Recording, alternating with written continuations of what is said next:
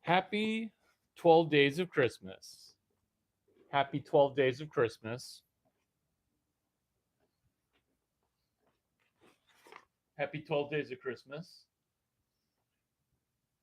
With Christmas, how many days per year? How many days per year of Christmas? How many days of year per, how many Christmases per year do you get? Look at the calendar.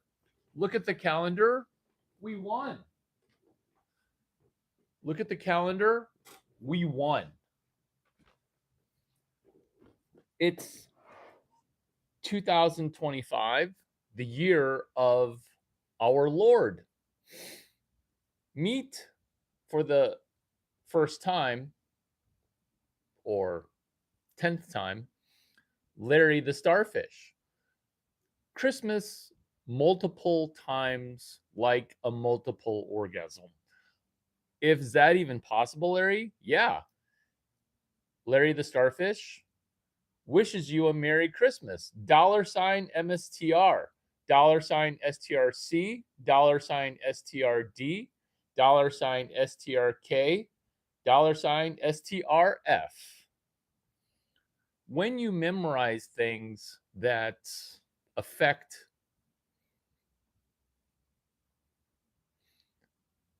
the future, when you memorize things that other people have yet to learn, you run ahead, similar to running ahead in a college class when you're in high school, similar to front running ahead when the teacher is about to reveal a question, you already have the answer. Running ahead of your homework assignments, running ahead by taking math class before math class. That's Larry the Starfish. He's super cute, right? He's super cute. He's got good vibes. But what he also does is he lets you know that each one of his arms, because he's got 5 arms. Arm number 1, basically his forehead, it's $MSTR, $STRC, $STRD, $STRK, $STRF. Now we can just relax and just hang out. Why? Because within the 12 days of Christmas, today being December 12, drop in and say, oh my God, I can't believe they don't teach you this anymore at Harvard Business School. Mark McCormack, what they don't teach you at Harvard Business School. Let's say you got intimidated and you didn't buy the paperback book. Let's say you got intimidated and you got scared because you heard the word Harvard. What they don't teach you at Harvard Business School. Larry, how do you know what they do teach you at Harvard Business School? What's going on? I'm going to pin your tweet. Pin, pin, pin. Tell me how to pronounce your name. We'll just call you Loco. Why? Because when somebody has the book title, What They Don't Teach You at Harvard Business School, they put a picture of a guy on the cover, Mark McCormack. That picture of a guy might intimidate you because you don't have any friends that look like Mark McCormack.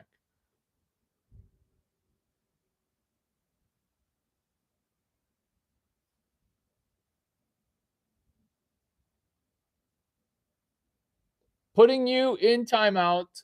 I'm happy that you're gay. I'm happy that you're throwing Hail Marys.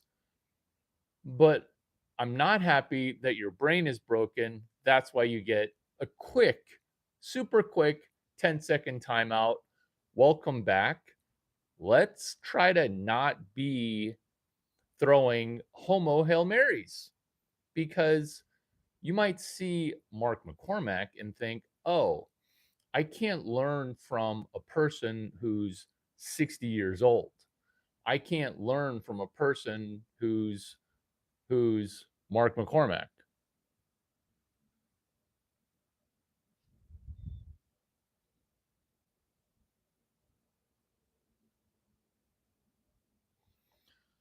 If you're using your parents' account, congratulations. Maybe put on 2 ears for listening versus throwing out weird messaging to distract other people. This is not a grind to go through. This is what they do talk about for humor. We're not making fun of anybody. No, we're getting better by telling jokes. But what we're also doing within the concept of humor and within my channel, welcome to my channel. Seems like a lot of people here have never been. So, welcome. My channel's on what they don't teach you in school. And the textbook that I read, which isn't a textbook, oh goodness,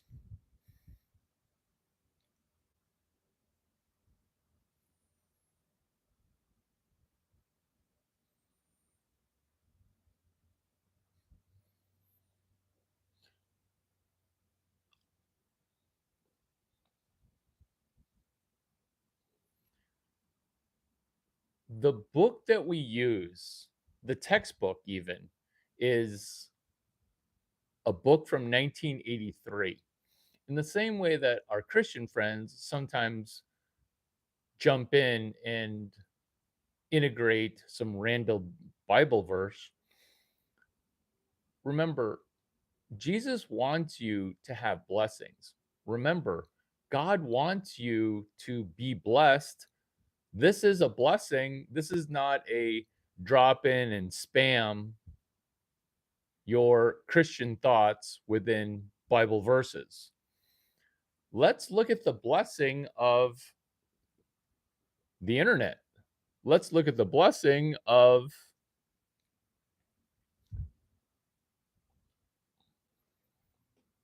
GG, dropping in, saying hi. Welcome. How are you? The blessing of friends who really, really, really want to say hi. Hi, I like your energy. Come back when you're more energized to focus on, hey, Larry, I've never been to your channel before. Why are you timing people out? It's being able to enjoy day number 42 of the hashtag 26 days of Grok 4 ducking BK. Larry, that was very cryptic. What in the world? Why was that so cryptic? You see, just like Larry the Starfish, who is my co-host, co-conspirator, cohort, it's an animal with 5 arms. That's a starfish. Whereas you and I, we only have 2 arms. Why do I bring a co host with 5 arms? Because we can map out comedy. We can map out, hey, this video and live stream feels different from all the other live streams that I've witnessed. Larry, are you even going to tell any jokes? Let's get into some humorous content where we learn and get better while we laugh. We laugh, we learn, we get better. Before I talked about 26 days of Grok 4 ducking BK. using AI to do co-piloting, using AI to be your teacher, using AI to track this incredibly insightful thing within segment one, which is what they don't teach you at Harvard Business School. This is going to save you $275,000 in tuition at a school that may or may not admit you in the future. But what's counterintuitive about this channel is that by learning the content at Harvard before you apply or go to Harvard, you increase your likelihood of having Harvard as your safety school. Yeah, you can actually go to a better school than Harvard if you paid attention to 30 minutes of comedic material. How much vibe and confidence do I have? Welcome to Stanford University. Let's learn something incredibly useful that I will talk to you at the 7th grade level on and at. And that is this.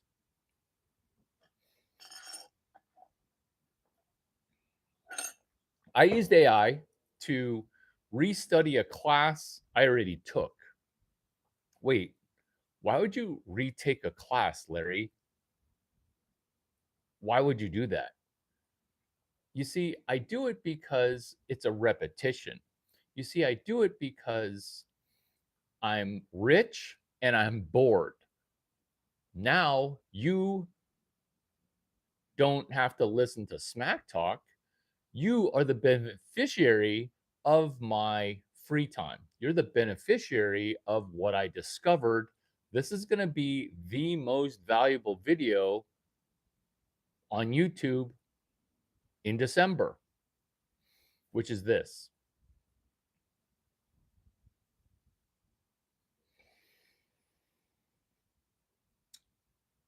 I'm retaking a class. It's called Search Fund.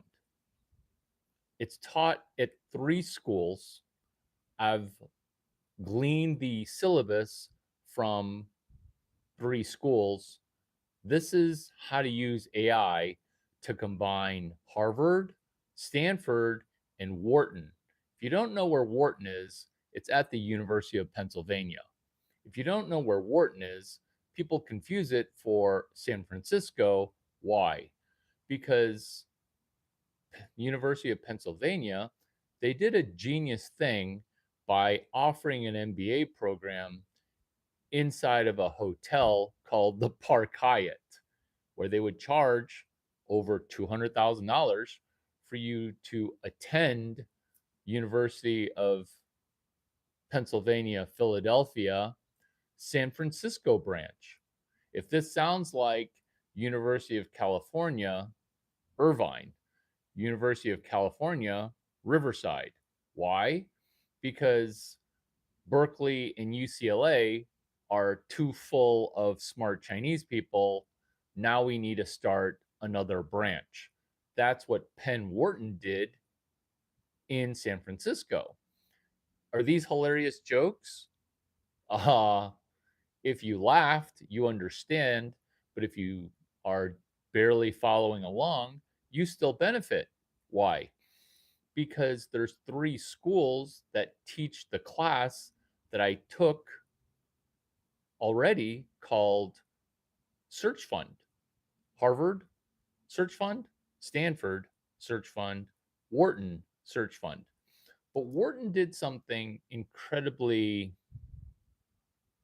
democratizing while also lowering the bar, while also being inundated with Indian people.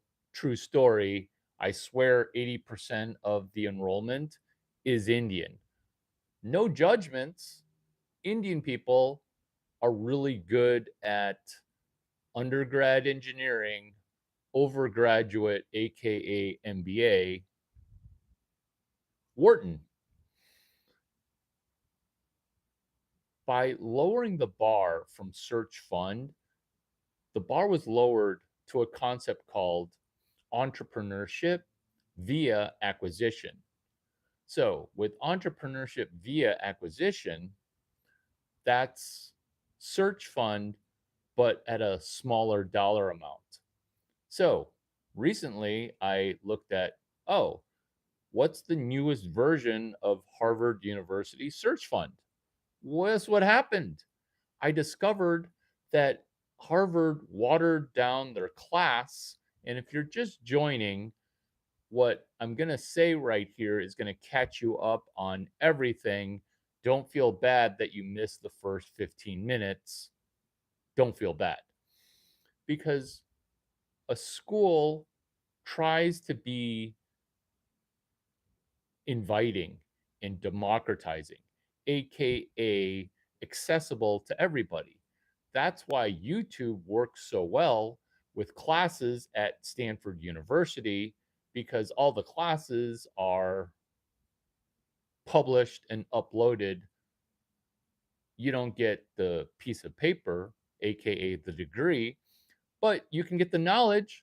We're talking about search fund, and it's a two-word phrase that is basically buying a company, improving it, and then selling it. Buying a company, making it better, and then profiting. This is how search fund worked when I took it. You would fundraise before you bought the company, before you even knew what company you were going to even purchase. That's why it's called a search fund. You raise a fund and then you search for a business to buy. Search fund. Why is it the best class? Because before the class ends, you could get return on investment for every nickel that you paid, plus all the money that you missed because you weren't working, you were in the 2-year full-time program. Search fund, the best class. Problem: Harvard, Stanford, Wharton, they watered it down to become entrepreneurship via acquisition. So when I took it, it was fundraise $100 million to $150 million. Now go buy a business for $80 million to $130 million. Why is there that delta? Because you need money to turn it around. You're, in essence, your own VC, where you're the VC who then becomes the operator. That's why search fund is amazing, because if you used to be a VC, you would be working for somebody else, making their limited partners rich. Where in a search fund, you're the LP, you're the OP, LP limited partner, you're the OP, the operating partner. You're the intern, you're the president, you're the VP of sales, you're the person who now has to manage the founders of the business.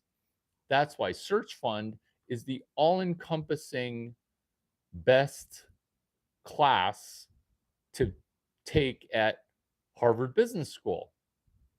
This is why search fund is the best class to take at Stanford Business School, aka GSB. You guys get to do this for $0. And Harvard, Stanford, they actually encourage this type of behavior. Why? Because when inevitably 800 people watch this video, 20 to 50 people are going to end up making search fund work. Why does the math work like a bell curve? Because it's not going to work 100% of the time for everybody every time. Why? Because people they take the class one time. Why? Because some people think that innately business has a God-given talent. All this is repetitions, attention to detail, being able to update, hey, what are some best practices within Search Fund? This is why this video is taking place on December 12th, which is coincidentally the engineered serendipity of day number 42 of the 12 days of Christmas, Larry. No, of the 26 days of Grok 4 ducking BK. BK, of course, is bankruptcy, because Search Fund has a textbook on bankruptcy, which is chapter 17, a lecture number on avoiding bankruptcy, which is lecture number 11. You see, there's a problem in Harvard, Stanford, Wharton that you can financially benefit from. What problem is that? Here it is. Search Fund went from fundraising $100 million to $140 million to fundraising $1 or $2 million in order to buy a mom and pop business. Let me encapsulate why now is an opportunity for you to take advantage of Harvard lowering the bar so much that it's hurting Harvard but benefiting you, which is this. When Search Fund becomes entrepreneurship via acquisition, you don't even need to go to Harvard, because entrepreneurship via acquisition is just how to buy an Econo Lodge as an Indian immigrant. What Econo Lodge, Motel 6, hotel with doors facing the outside, aka a motel, isn't owned by us Asian people, right? Which is entrepreneurship via acquisition. Everything that they teach now at Harvard, you can learn from your Indian relative in how to buy an Econo Lodge. And yes, I am ripping on buying small businesses. Why? Because when you purchase a small business, you're buying a cat with fleas. You're buying a dog with significant defects and risking money to make money. That's entrepreneurship via acquisitions. That's not a good thing. So let me get this straight. I get into my safety college, Harvard, and now you're going to water down the best class that I came to Harvard for, which is Search Fund with Tom Kosnick, prequel, sequel to Engineering 145, Search Fund with Irv Grausbeck, Search Fund, the class that Paul Thompson took to search for a company to buy after raising a fund. You see, when the bar got lowered, the bankruptcy rate spikes. That's why we're on day number 42 of this stuff. Because when you try to give everybody an A plus and have people participate and have the difficulty diminished ginormously, guess what? People get A's, but then now your likelihood of bankruptcy is 2, 3, 800% higher. Let's laugh at people about to go bankrupt while you and I step towards a new destiny, chapter 15, bankruptcy.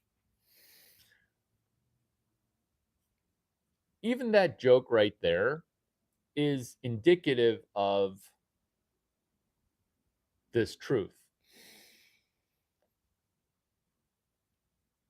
It's a sequel. you're trying to do a sequel to somebody else's business.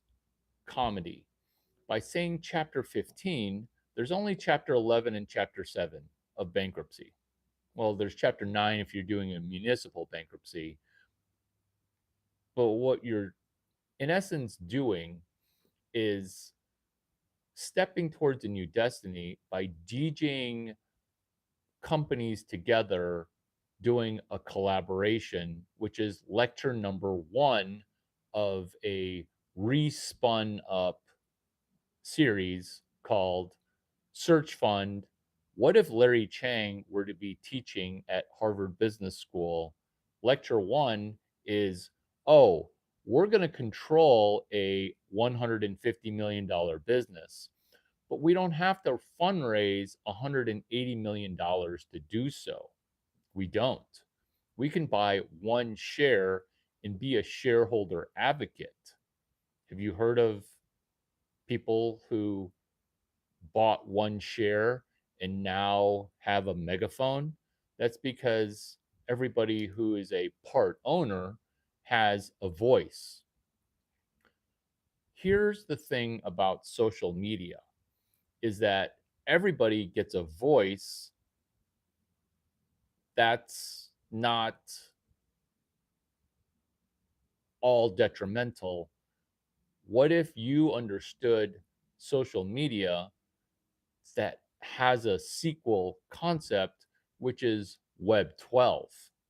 Because lecture 1, Search Fund, if Larry Chiang were to teach it, you don't need money to make money.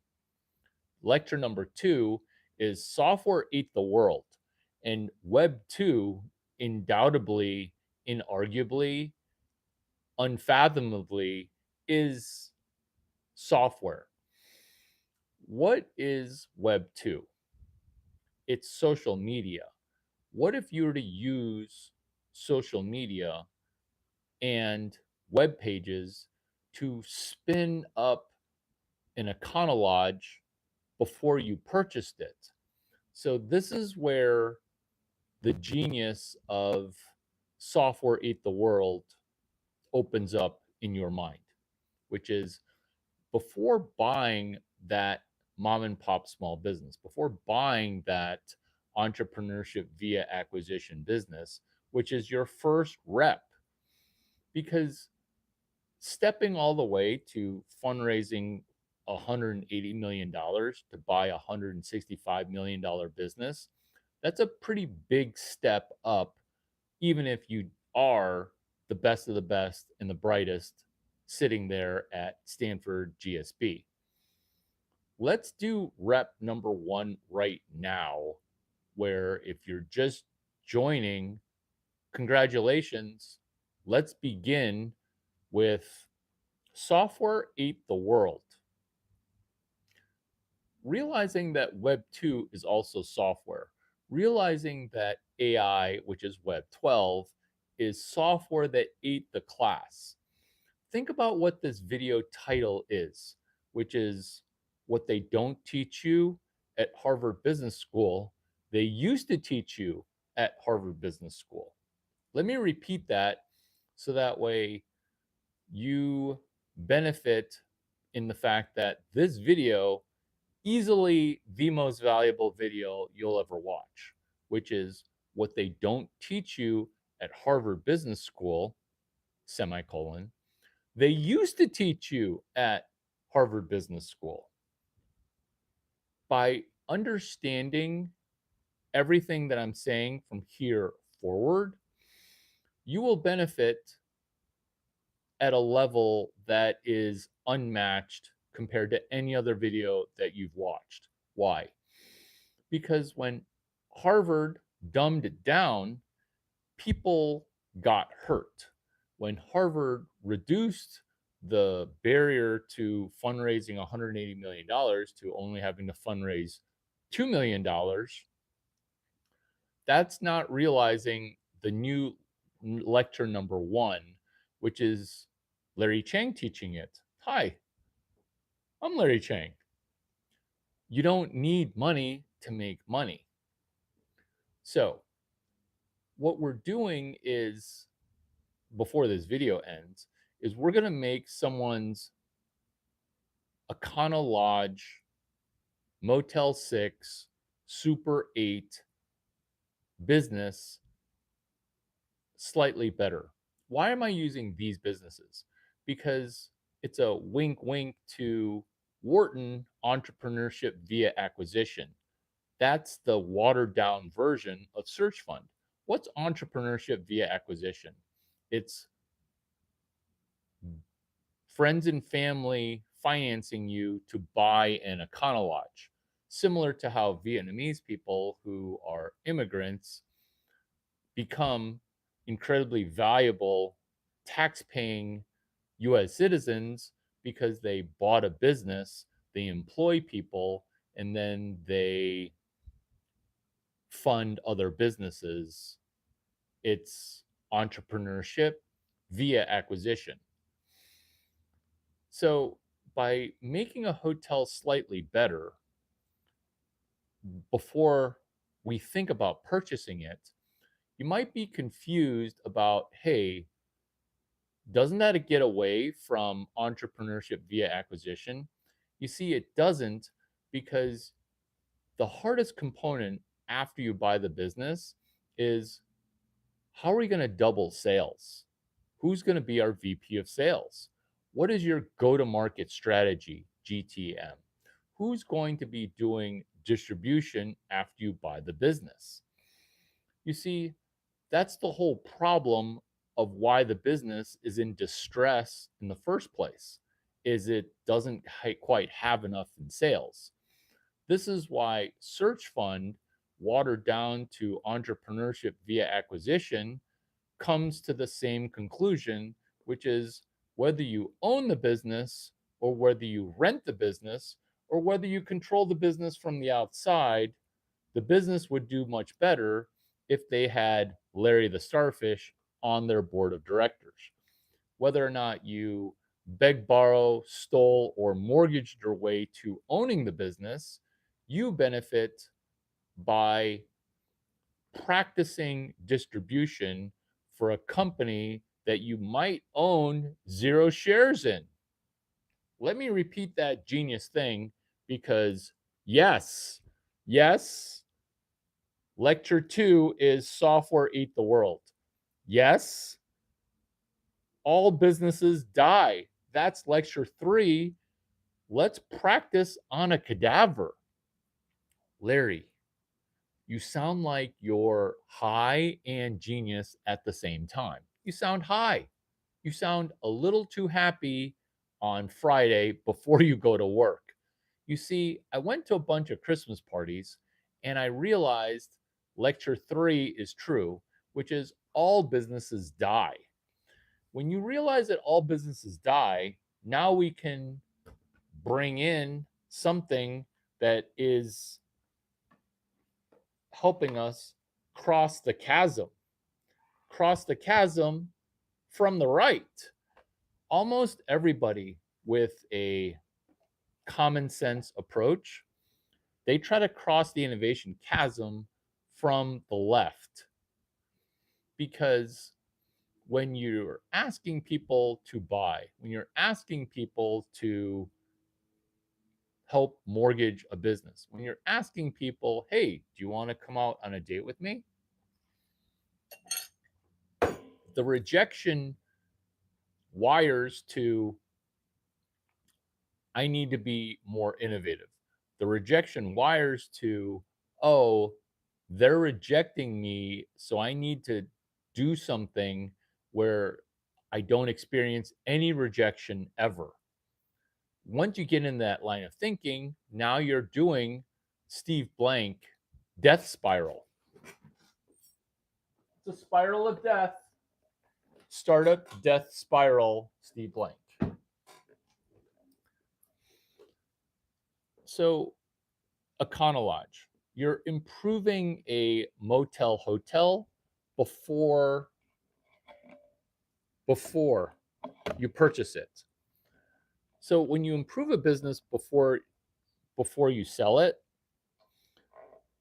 you benefit. Why?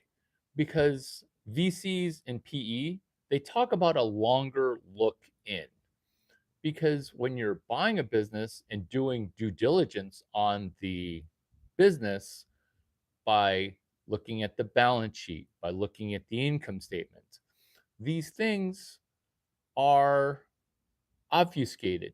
These things are not a perfect dashboard. They're a rear view mirror for finance and data that occurred in the past. Forward looking statements, forward front running, forward extrapolation, that's only possible when the VP of sales and the other forecasters give you firsthand reports. This is why when you do sales, marketing, and distribution for a company that you have not yet purchased, you are running an external API. Let me give you an example of this. So before we were joking about the the Econo Lodge. So you can sell rooms of a hotel that you don't own, motel. You can sell rooms to a motel that you don't own. This happens with online aggregators. This is a common practice, which is you're selling and doing lead generation. You're being the representative. You're distributing their inventory of hotel rooms in a app. By being a sales agent, what you're doing is you're editing lecture 4. You're editing an existing business. Remember, what we're doing here is we're benefiting from Harvard Business School watering down their search fund class to become, quote, entrepreneurship via acquisition. This is going to be your first rep. This is going to be your first repetition. Why? Because by taking the class over and over and over, you're now a Chinese person who's taking math class 2, 3, or 4 times before math class. And if Harvard Business School intimidates you, it should. But then also, don't be so confident that you can say, oh, well, I'll just bookmark this video and I'll study this content later because I'm ADD distracted now. No, no, no, no, no. Also, you might think, oh, well, I haven't even gotten my 4-year degree yet. I'm going to put this Harvard content on hold. No, no, no, no, no. Also, you might be thinking, hey, I'm on my parents' account. I'm 16 years old and I just want to get into a 4-year college. This is what you can use to get into that 4-year college, because this is also engineering 145. Let's now DJ in a third component. Remember, initially it's what they don't teach you at Harvard Business School. They used to teach you at Harvard Business School, period. Hashtag search funds, specifically a more distinct hashtag is hashtag StramGT, STRAMGT 353. I also talked about how it helps you get in as an undergraduate into Stanford. Was I misspeaking? No. In short, the higher echelon schools assume a perfect SAT, assume a GPA over 4.3 out of 4. Now, how do you pick who gets into Stanford University? This is financial advice. It's, can you ace a class at Stanford before you attend Stanford? Can you ace a class at Harvard Business School because you went to NC State for engineering? You went to Iowa State for engineering. Crappy school, crappy school. University of Illinois, also a crappy school. So you're going from crappy undergrad to a top 10 program, Harvard Business School. How does that stepwise function take place? Don't do it in the reverse, where you go to Stanford as an undergrad and then you go to ASU, the business school, for your MBA. Like, don't do it that way. That's the wrong way. What would you do, Larry, if you were 16 years old? I would see that this video, lectures 1 through 20, with number 4, editing an existing business. Because you can do search fund now as a 17.8-year-old person. Let me re-encapsulate the fact and stress and restate. You don't have to have a 4-year engineering degree in order to ace this class at Harvard Business School, because I'm talking to you as if you've accomplished 7th grade reading level. I'm talking a lot of game, and this vibe is for what? It's for you to see that maybe you're 8 years away from a 4-year Stanford engineering degree. Maybe you're 11 years away from a University of Illinois 4-year engineering degree. I get that. This is why this is hilarious, because you just need to ace one thing, which is today's day 42 of the hashtag 26 days of Grok 4 ducking BK. If you mix up the 42 with the 26, you're going to be lost. I can't help you with that. I know I sound like I'm joking, which is why Jugaad is like an Indian word that I wish I didn't know. But this is not a scam, and these are jokes. This is my style. This is cowboy culture. This is the OC. This is the Oriental cowboy dropping knowledge bombs, because lecture number 4. Who's watching and not liking? Congratulations. Because lecture 4, editing an existing business. The reason this helps you get into Stanford University is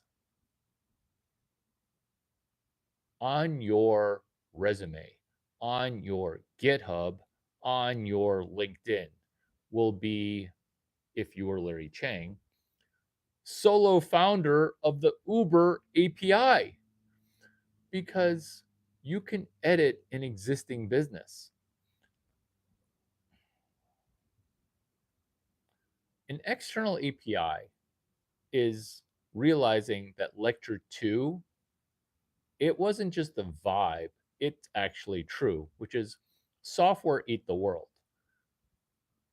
Editing a business, lecture 4, gets you pretty much 100% of the way of getting into Stanford, Harvard. This is financial advice, which is what day number is today. Because when you mix up calendar days, and I'm not talking about December 12th, I'm talking about, can you stack specific days? Day 5, Michael Burry, hashtag 26 days of OpenAI ducking BK. Michael Burry, day 15. Michael Burry, day 23. Because what Michael Burry's doing, we're also doing, but the thing that Michael Burry didn't do is give you a construct for you to repeat his due diligence, for you to be able to repeat his lecture 4, because he doesn't teach at Harvard. I'm lobbying to teach at Harvard. Why? Because lecture 4 is editing a business that you don't own. Let me repeat lecture 4 because maybe you're just trying to listen for the one thing to do inside of lectures 1 through 20. Larry, you have a lot of words and you're obviously smart. Just tell me one thing to do. The one thing you need to do is to memorize all 20 things. And let's say you can't memorize 20 in a row. Well, I can't either. That's why I put pen to paper. And when your notes don't look like my notes, we disconnect. When your notes look like they're non existent because you say stuff like, oh, I'll just listen to it and then it'll just magically click after I wrap my arms around your brain. This is the problem, is my brain and my content are growing literally exponentially. The human brain cannot encapsulate exponential growth. You can't even do arithmetic growth. You can because you're locked in, good job. But other people can't because their brains are broken. Let's you and I benefit from other people's brains being broken. This is the vibe, okay? This is acing this is acing gift giving.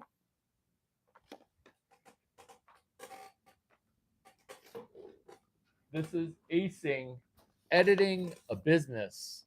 Editing a business. Larry the starfish, Larry Chiang the earthling, Homo sapien, which is when we edit a business, we can distribute and sell someone else's stuff. This is me selling this starfish for $800. This is me selling a book that I did not write. This is me selling you on a university that is my safety school, Harvard. I'm selling you on going to a school that is my safety school. Why am I selling this to you for $0? Because I benefit from understanding that Harvard, they made a mistake that you and I can now benefit from, which is Search Fund, the class, became entrepreneurship via acquisition. That's bad. Let's fix it, which is you're editing lecture 4, you're editing an existing MBA. This is where Web 12 comes in, which is if we ended the video right now, you could write 12 sentences about lecture 1. You could definitely write 12 sentences about lecture 4, which is editing a business school program. Search fund got watered down. Number 5, 5 case studies. So Harvard makes as much money selling case studies as it does selling tuition. Let me repeat that because what? Harvard sells case studies. They make as much money on case studies as they do on tuition. These are 5 case studies that are better than Harvard, which is live action business case studies. You see, Tom Kosnick is a professor at Stanford University, guest lecturer, continued, retired also. We came up with live action business case studies because Harvard had case studies that were 100 years old. And while it's useful, it's not as useful as a live action business case study. Harvard business case studies. Those worked great when times weren't massively changing. Those worked great in static stasis. Those worked great when the economy was stable. Do you think you're living right now in a stable economy? Do you think that right now is chaos?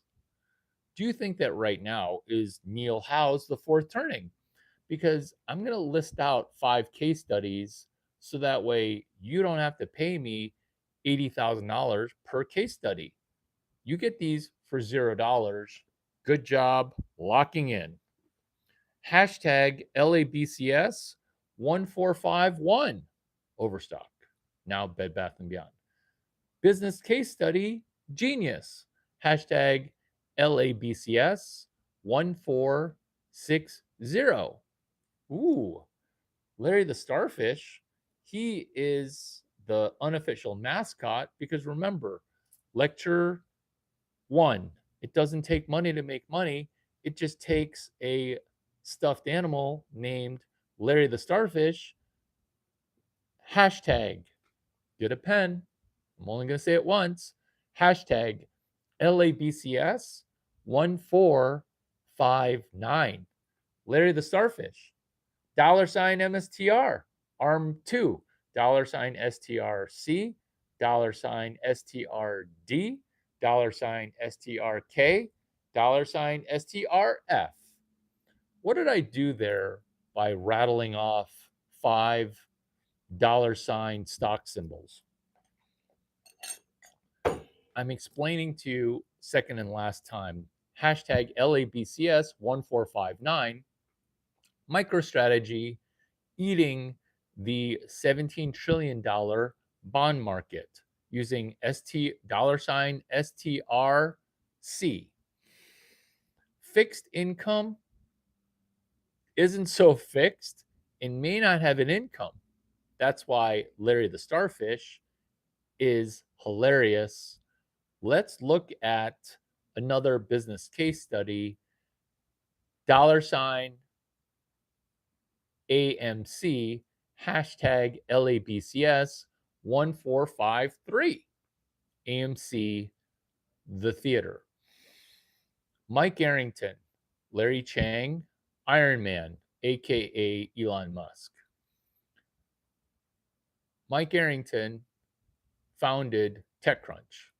Larry Chiang co-founded TechCrunch Disrupt by doing the joke franchise of TC50, TC40, TC Disrupt. Joke, joke, joke, sequel, sequel, sequel. Because when you get intimidated by, oh my gosh, Larry, you're the co-founder of TechCrunch Disrupt, don't be intimidated by it. Know that it was an after party to TC40. What is TC Disrupt? It's a conference where 200 to 400 plus companies debut, demo, premiere, grand open. Did it start by doing that many companies? No. It initially started with 40 companies. That's what TC40 is TechCrunch 40. And then it was me, Mike Arrington, and Roelof Botha doing 40 companies. Roelof Botha is my one contact on LinkedIn. He added me. So Roelof, who's the managing partner at Sequoia, he funded TC40. TC40 was such a good time that I did a prequel and a sequel to it. This is what it means to do what they don't teach you at Harvard Business School using what they used to teach you at Harvard Business School, which is TC40. I did the prequel and the sequel. Why does it need a prequel? Because I don't work at TechCrunch. Well, I mean, I'm not an employee, but I sold tickets to TC40. How? Why? Because people don't know what TC40 is. And before it was Tony Perkins, before it was John Battelle. Maybe you don't know those two people, but they were charging 3,000 and Tim O'Reilly, Tony Perkins, John Battelle, Tim O'Reilly. They would charge $3,000 to go to these business conferences. And so when TC40 was the upstart, I'm like, okay, I'll try to edit your business, edit an existing business, lecture number 4. So what's the best way to edit a business? Is you encompass it and you M&A it because software ate the world. Maybe I was the only gullible person to think, Mark Andreessen, I'm going to just focus on what you said, which is UC Irvine, hashtag SWE277PE, which is basically UC Irvine connected to Harvard Business School, software engineering master's degree, hashtag SWE277PE, because their class is hashtag SWE277P. If these things seem like they're detail minded, that's because I cared enough about you to transfer money from me to you. That's the clearest transfer of money, and it's a heat check to see if your brain and your 85 IQ points to 130 IQ points is detail minded enough to remember that lecture 4 is editing an existing business, AMC, the movie theater. That would be a live action business case study, hashtag LABCS 1453. GameStop. Can't stop, won't stop, Chiang stop. Hashtag LABCS 1452. You can promote GameStop after you buy 2 shares. In fact, you can self-fund owning shares by selling 1 copy of a book that you did not write, Limitless.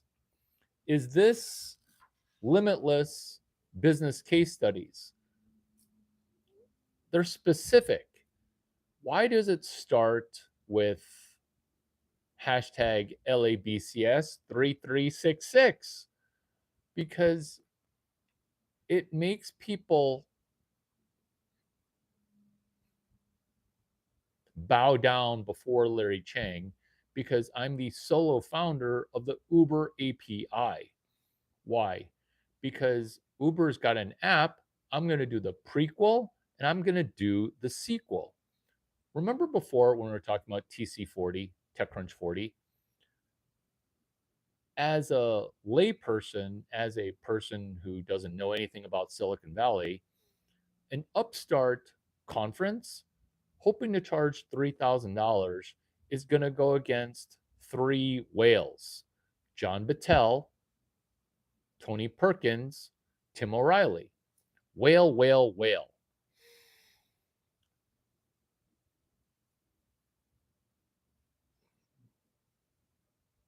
It's not an easy task.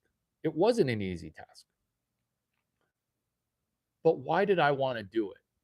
Well, because Mike, because our dogs are friends.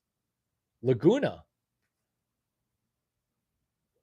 he had a nice dog and I liked him, and some people hated him. I liked him fine.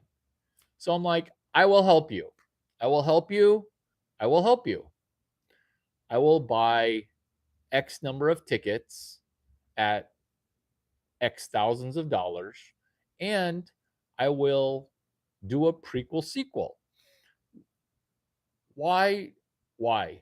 Because lecture 4, you can edit somebody else's business by buying a ticket. Larry, that's some legendary shit.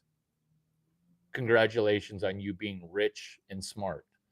That's not what this video is for, is for you to say, wow, he's rich and he's smart and he's super helpful. This video is for the fact that you don't need to come up with any money to do this. You just need pen, paper, and you need to stop complaining about the fact that I'll say things such as hashtag LABCS 3366. Because when you get angry that everything I say is at the seventh grade level, but once in a while I'll give you a compressed Easter egg, that's you just being mad at your future self saying, you met the guy who came up with Web 12 and you didn't do Web 12. Think of this video as Satoshi Nakamoto giving you the future truth that Bitcoin is eventually going to be over $10,000. I know right now it's at like 60 bucks. Okay. I get it. You don't think it's worth 60 bucks. You think it's worth like $5. But that's what we're dealing with right now because we're in Web 12. And you may not like the fact that I'm the whitest white person in America because I'm doing the most Caucasian thing ever, which is we won that land. Okay. You lost. You lost using bows and arrows. I'm using a cannon to annihilate you. And that isn't even your land. You won that land from other Indian people that you scalped. So we won. Okay. We won. And let's make the best of it via this video, which is, in essence, a Jedi in business administration. You might call it, because you're making fun of me because my mentor is a Jew in business administration. You can say that, okay? Because there's no secret society. All these secrets, they're right here, and I'm spooning it to you. I'm not even spoon feeding you. I'm selling you as if I'm a salesman selling you this $0 content. Why am I selling you? Because the whitest thing a person can do is to say, thank you, Irv Grausbeck, for letting me get a free $275,000 education. I went ahead and made your class better. Wait a minute. So, Larry, let me get this straight. You bought a $3 book for Search Fund. You got to go to a $275,000 university for $0. And now you've given millions of dollars.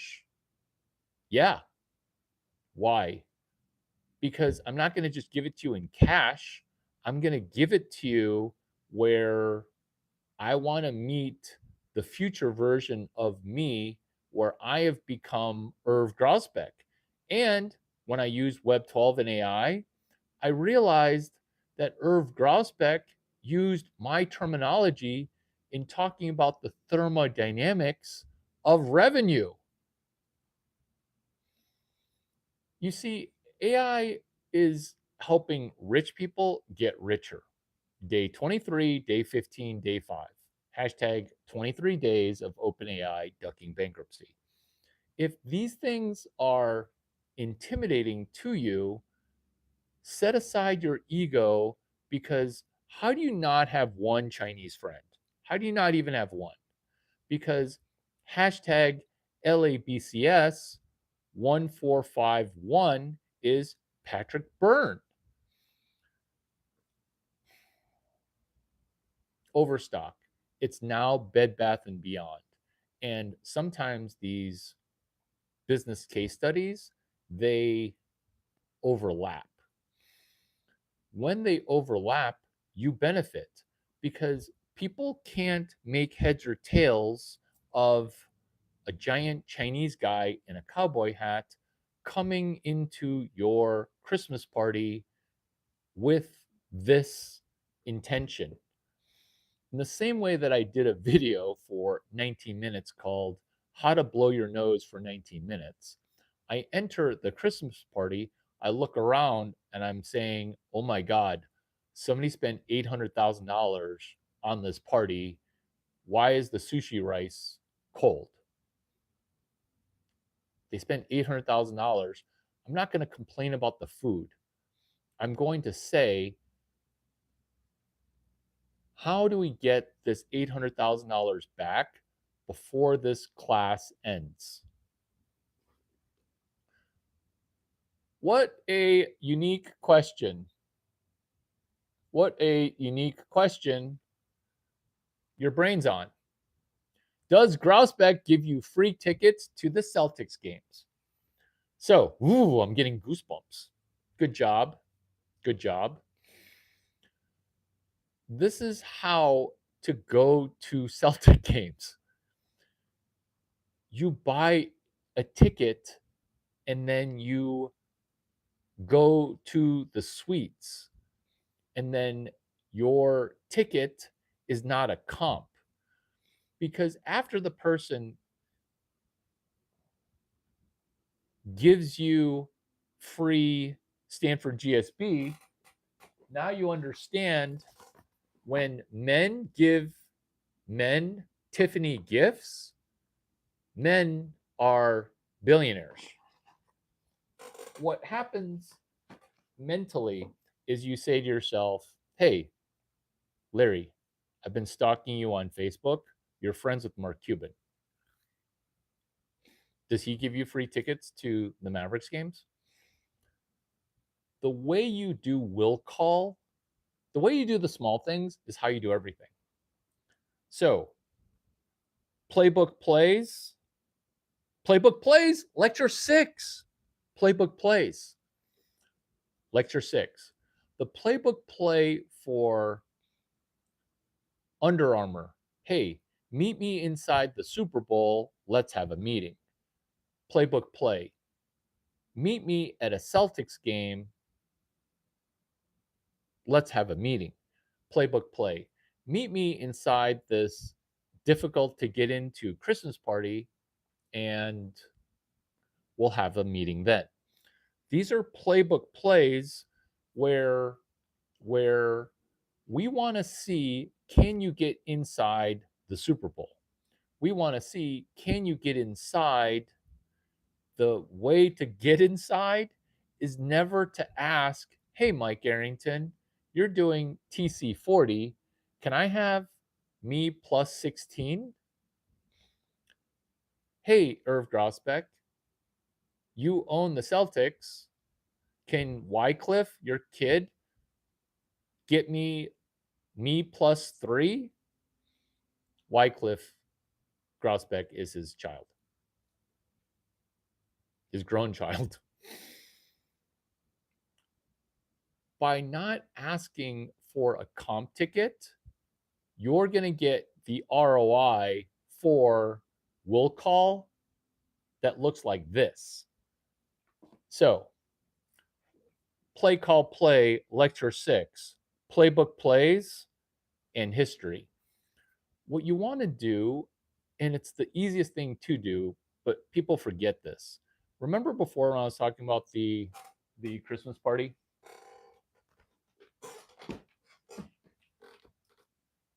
I'm looking around this Christmas party and I'm like, oh my God, this many private equity people with this much food and drink for 3 days. It feels like 800 grand. Now, we could have complained about the temperature, the food. They don't have Fever Tree Ginger Ale. They did have Fever Tree Ginger Ale. They don't have my coconut water, whatever. Or we could ask the genius question, which is lecture 6, playbook play, which is also this video, which is also the Christmas party, which is you guys spent $800,000. Where's your ROI coming from? Where's your ROI coming from? I get you your ROI. I don't even work at your company. I could just hit the free drink. Larry Chiang never asks for free stuff. it is always offered to him. This is where you ask yourself, hey, thank you for inviting me. You look like you spent 800K. Let's try to make 800K before this party ends. Let me go get my notebook. The mere act of asking that question is going to ingratiate yourself to the host, where the host is going to be like, can I get you something to drink? Nope. Nope. I'm drinking this high quality H2O. True story. Staff yelled at me for bringing in a water bottle from their own hotel because people get angry, and they want something to be angry about. So you're going to get mad at me for having a water bottle? I mean, your hotel provided me the water bottle, which is why I almost by default drink water bottle Evian water, because you charged me $20 for this. And now you're going to yell at me for drinking your $20 bottle of water, which is why I'll also Playbook Plays Lecture 6. I'll bring 2 forms of drink to the hotel. This is still what they don't teach you at Harvard Business School, chapter 12, Street Smarts. Remember, $20 for a bottle of water. If you buy 2 cases of water, you're just weird, because billionaires don't want you drinking from their minibar. True story. These are Playbook Plays. Larry Chiang never asked for free stuff. It is always offered to him. This is how to gamify getting more free stuff, which is you spent $800,000 for this Christmas party. I'm going to use Web 12 to say, if I were Larry Chiang, how would I get your $800,000 back? I wouldn't say, you shouldn't have spent so much money. You shouldn't say, oh, this ice sculpture, it's not worth $4,000. Beta male, or female, which is why women, when they left Eden, they got upset because, is that all there is? Is that all there is?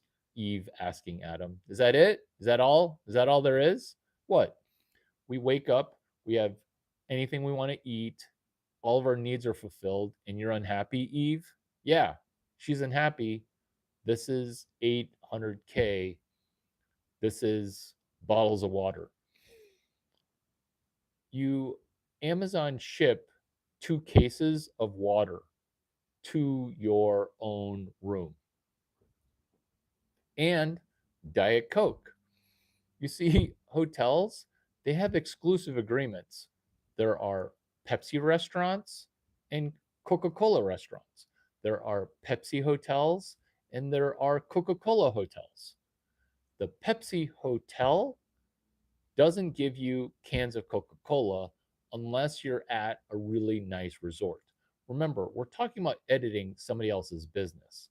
So while I'm at a business that I don't own, a hotel, doing a conference that I am attending, editing a business that I will own by becoming a board of director on, but initially I am a board of director auxiliary. Initially, Harvard Business School, you're a board of director potential. Initially, you're a board of director onlooker. Initially, in your current state, you are a board of director value added criticizer. This is where the can of Diet Coke comes in, because that is a drug that people are hooked on. They can't have the aspartame come in a different format. They need it out of a can. How did I learn about this?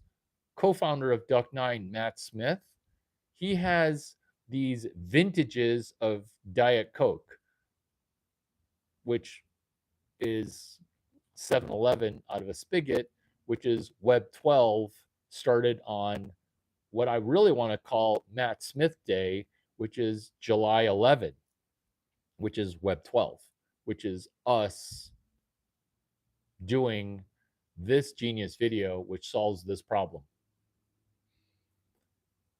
What they don't teach you at Harvard Business School, they used to teach you at Harvard Business School, but then Harvard Business School got woke and gay and retarded and tried to help people who couldn't do math and couldn't do VC and couldn't do business very well to turn it into entrepreneurship via acquisition. That's a problem.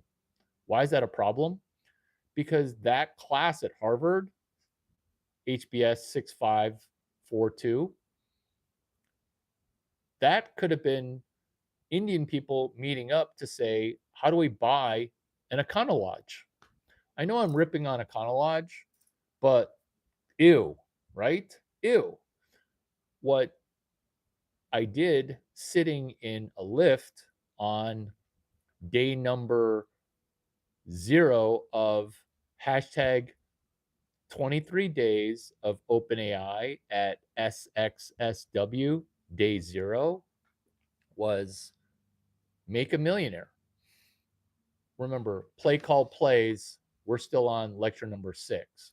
Lecture number 5 case studies. You're welcome. Each one of those case studies should make you 10K. That is financial advice. Lecture 3, all businesses die. Lecture 2, software 8, PEVC. Yes, software 8, venture capital and private equity, but somehow the dude who said software ate the world doesn't believe it. Hey, Larry, are you selling someone else's content back to them while incorporating University of Engineering vibe? Yeah, which is why I now am Irv Grousbeck's mentor. Lecture 1, it doesn't take money to make money.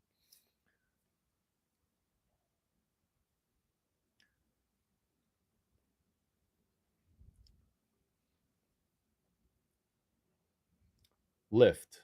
I'm sitting in a lift. I like Uber, but I'm sitting in a lift and I'm like, wow, your car's clean. I'm off my phone.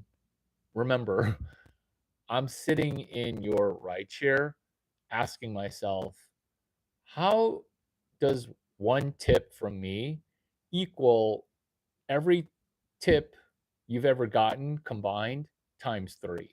Let me repeat that question that I asked myself. So I'm sitting in your car and I'm thinking, how can I tip you the equivalent of every tip you've ever gotten times 2?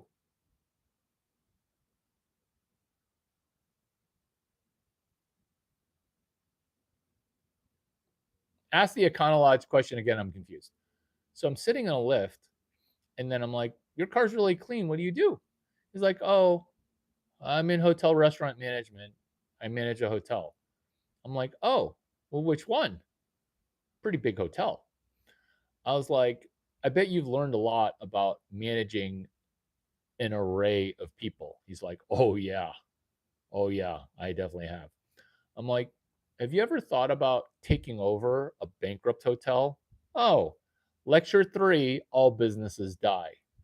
Once you understand that every business dies and every human dies, you now can practice on a cadaver. This is financial advice. Let's get super rich. Have you thought about taking over an Econo Lodge? Get it? Because it's run by dirty people doing dirty things that are just dirty.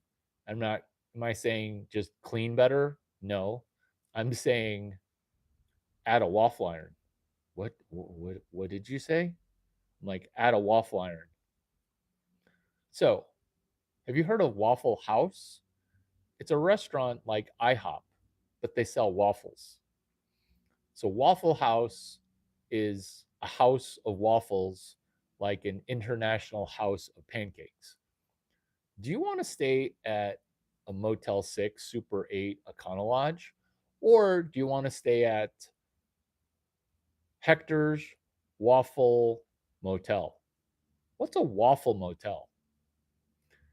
Well, it's Hector making you a waffle motel. Re-ask the question about the Econo Lodge. Re-ask the question.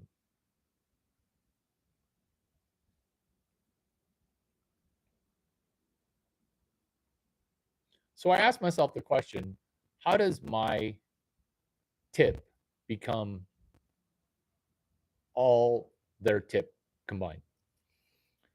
And that's Hector's Waffle House. Excuse me. Hector's Waffle Motel. what is that? It checks all the boxes for one, you're editing an existing business because all you're doing is DJing in a waffle iron. So, in essence, you're similar to Ray Kroc selling milkshake mixers to the McDonald's brothers. This is how an external API works. Is eventually the external API comes inside the house. Hector's Waffle Motel. It's a free breakfast. No, there are no eggs. It's a free breakfast. No, there's no hard fruit. No, there's no cereal. It's just waffle and gallons of syrup. And we kept on joking how it's $2 for an entire gallon of syrup because that's just what it costs. And you just heat up the syrup. It's just warm corn syrup for gallons and gallons of corn syrup.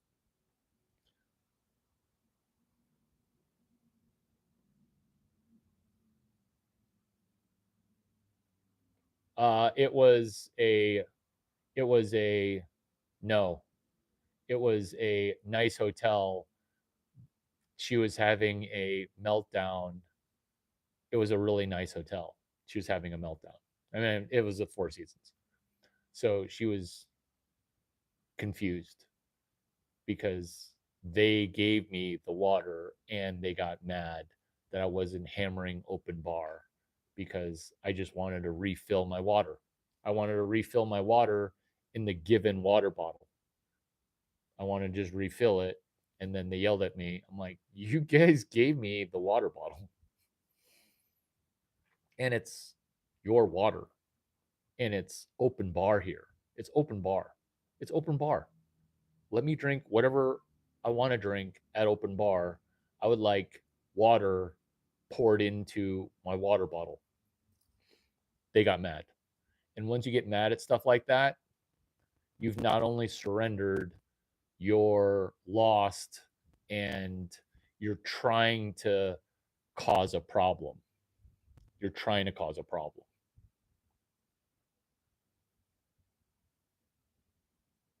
Come back better. Come back better when you make a little bit of sense. Waffle. What you're doing, playbook play, lecture 6. Look at how well I stay on script. You're welcome. Hector's Waffle Motel is you, as Hector, the rideshare driver, arbitraging waffles for $90 hotel rooms. Let me repeat that. The waffle costs you 32 cents for the batter and a nickel for the syrup. If you want to eat 8 waffles, okay, that's $3. And the syrup is still 35 cents because a gallon of it is $2. I can't even make this up. It's gross. But that's just food service. That's Cisco. We still, I'm laughing about that joke now. I'm laughing about that joke now because it's brown goo that kind of tastes like maple syrup. You heat it up a little bit, people love it. Ew. What you're doing is you're saying, come stay at my shitty motel that I got out of bankruptcy. This is what entrepreneurship via acquisition is. So then I'm asking myself, why would you pay $275,000 to have your MBA career culminate in knowledge you could have gotten out of 2 binders at the How to Buy an Econo Lodge franchise? Like, that's going to be HBS class 6542. That's going to be Vanderbilt University Finance LBO 6532.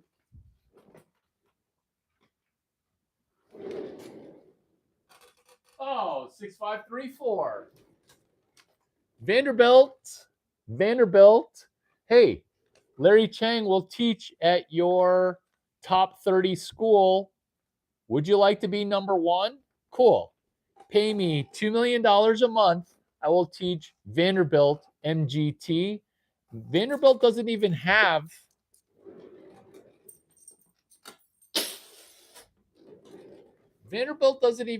a class on entrepreneurship via acquisition. Do you want to make $50,000? You can call Vanderbilt and say, hey, Vanderbilt,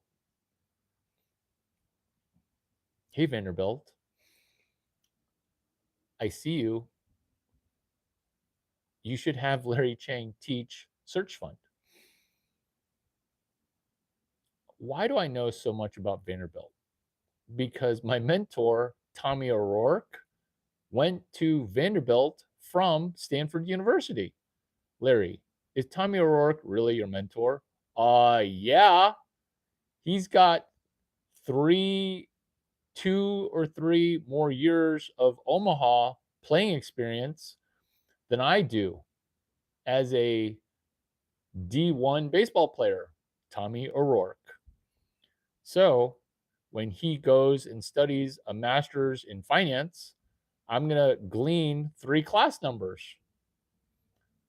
Are these 3 class numbers a prequel to Vanderbilt's future class called Search Fund, taught by Mr. Larry Chiang? Would you like to make $50,000? Because if you get me paid $2 million a month, this is the easiest sale you've ever made, which is, hey, Vanderbilt president or athletic director, why don't you have a class on Search Fund? Why don't you hire Larry Chiang? This is the future. I am not going to teach it in freaking Nashville because then I'd have to live there. But you know what? I would take that $2 million a month, and I would do it because you get paid $50K. I would do that for you. Plus, I'm kind of burning through all the single females, and I think there's a green field in Nashville. These jokes, I will literally pay you $50,000. I will literally pay you that. In fact, no, I'm not going to. Yeah. I was going to say something more financially beneficial to you, but you should be able to spend less than a week and you should be able to make $50,000. Step 1, Lecture 7, Board of Regents Auxiliary, Vanderbilt University. Lecture 7, Board of Directors Auxiliary. Lecture 7, you're not a Vanderbilt alum. You're selling Vanderbilt on Search Fund, Step 1. This is the syllabus. You should have one of your poverty teachers teach it. This is the syllabus. I'm giving you all 20. Vanderbilt, MGT 6443. Vanderbilt, MGT 6531. PE LBO. Private equity, leveraged buyout. Do you see how you don't need leverage? Because when you say leverage, I think lecture 11, search fund. That's a leveraged buyout. Do you see how it's one, self-referential, two, it sells itself, three, you can tell that this is genius because I keep saying the same thing, but in a slightly better and more detailed way. And I can feel some people get angry because this is said to them where they could have understood this when they were in where you were in the 7th grade. You could have understood this. But that's why you're angry, because you're like, why didn't I start on this earlier? Why didn't I meet Larry Chang earlier? Why didn't my dad meet you, Larry Chang? So that when my dad would have stuck around and been a dad that financially supported me. Well, you're asking horrible questions. Why don't you ask a good question, which is, what thank you gift that's a Christmas gift are you going to give me for telling you financial data analytics, Vanderbilt, MGT 6534? Where am I getting this genius stuff from? I went into AI and I said, hey, what's Harvard doing? What's Harvard doing? Are you guys stealing my best stuff? The way that Irv Grausbeck brought in thermodynamics to his lectures? And there you go. And there you go. So that's day number 23. How do I get my dad to buy me a house? Monster Fur Chair. So thank you for representing the LGBTQ TT community so poorly. This is you meeting the dude who runs Silicon Valley Gay Mafia as a heterosexual. I get what Monster Fur Chair is. I get it. I get it. And you can age out of being gay because this is lecture 8. 2 interns, 1 section extra. This is 2 girls, 1 cup of knowledge. This is 2 guys, both heterosexual.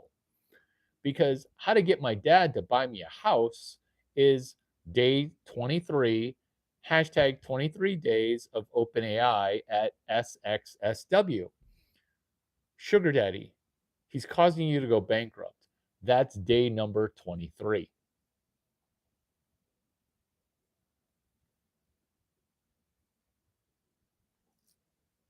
Lecture 9, 2 girls, 1 cup of knowledge.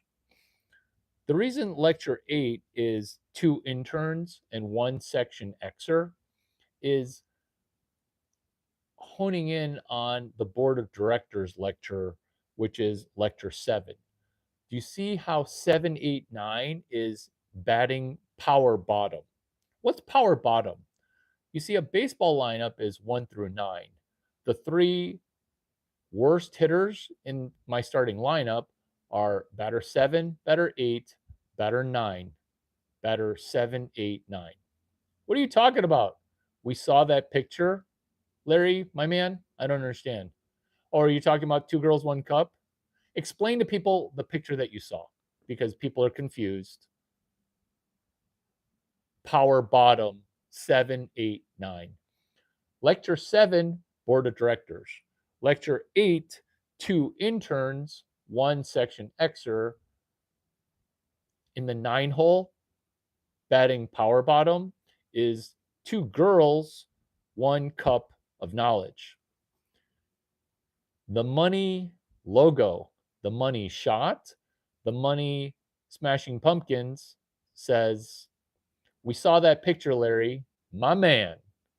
which is Two Girls, One Book. Scott Pleck, The Road Less Traveled. You see, bars. Hi, you're hot. Can I buy you a drink? That doesn't work anymore because the algorithm changed. Remember, we're talking about batting power bottom 7, 8, 9. 7 being board of directors auxiliary, 8 being 2 interns, 1 section Xer. What's section X? It's the mythical section within Stanford, within Harvard, called Section X. And Section X is a secret society that's hiding in plain sight. We are the new Section X, which is, can you get into Harvard by making $300,000 before going to spend $275,000 at Harvard? Where you ask the question, hey, I'm thinking about spending $300,000 to go to Harvard. How can I make $300,000 before I spend $275,000?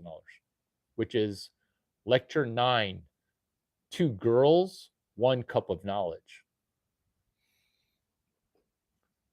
We're talking about search fund, and nobody wants technical math finance. People don't even know where the numerator is. People don't even know where the denominator goes. Did you see Piers Morgan? He doesn't know where the numerator is and where the denominator is. You can't ratio somebody who doesn't understand math at the 7th grade level. This is who we're in competition with.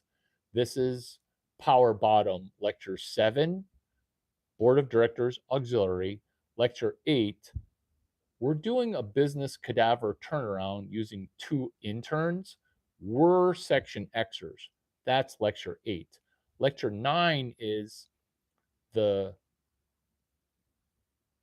Two Girls, One Cup of Knowledge. The reason that that's lecture 9 is we are all females.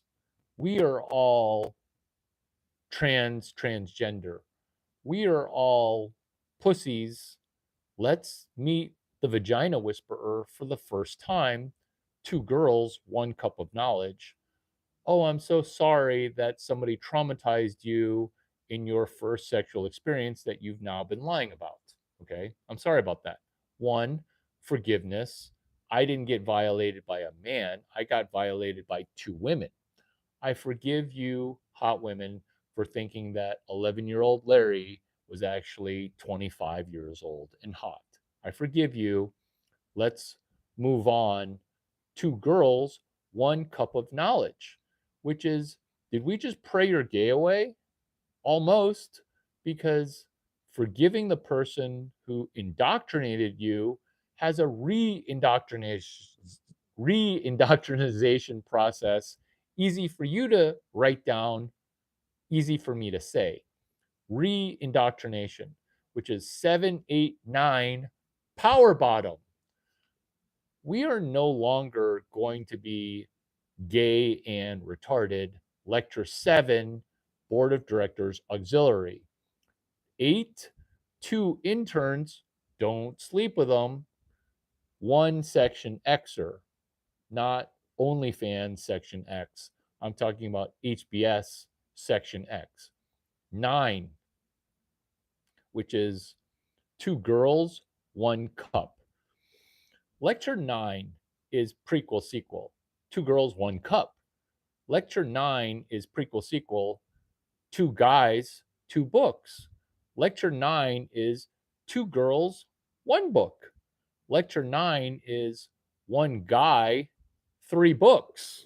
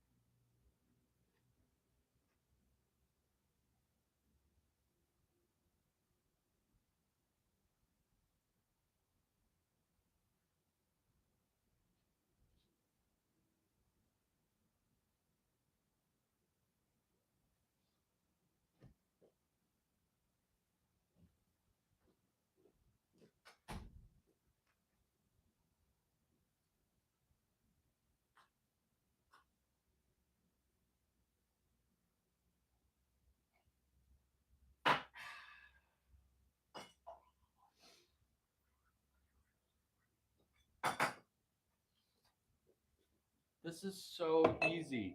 This is so easy, but the problem is you got to just start. So just start at lecture 9. Start at lecture 9. Start in the middle. Get in late, get out early. In fact, just do one lecture, lecture 9.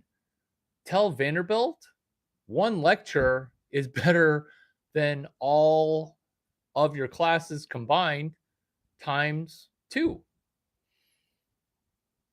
One guy, 3 books, lecture 9. 2 girls, 1 cup of knowledge. Are these jokes? They're hilarious joke franchises. Hashtag CHA9. 69. Chapter 69. Which is lecture 9, 2 girls, 1 cup. Lecture 9, 1 guy, 3 books. Why do you bring 3 books? What are you doing, Larry? That's the Search Fund textbook before it got watered down into shit. It got watered down into poop, like diarrhea water.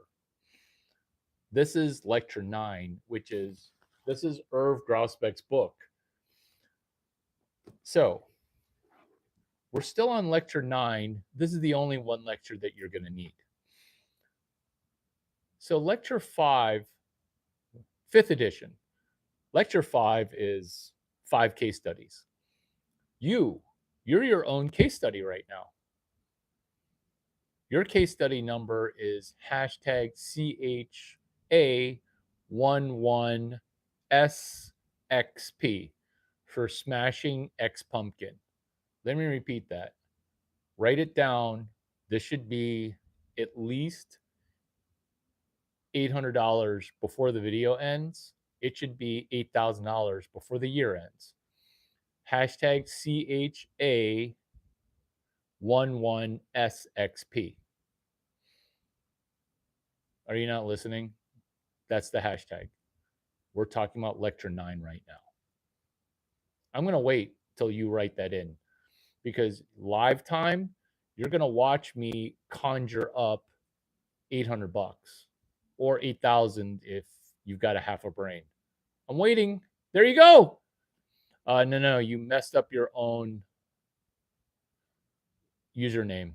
You literally, you know what? Text message me your real name using hashtag CHA11SXP. Remember, you're smashing X pumpkin.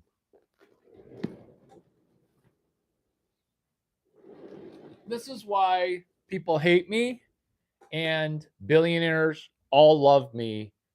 If you're an Asian dude, you can be a black dude, because I know you're black, or a white dude.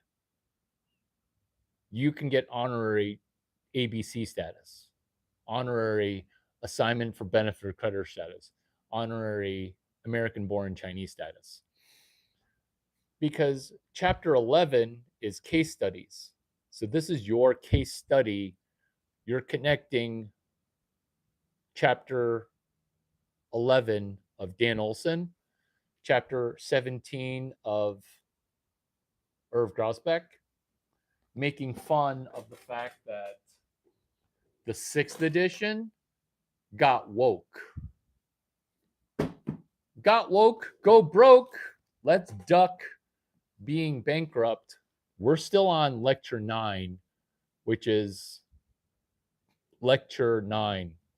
1 guy, 3 books.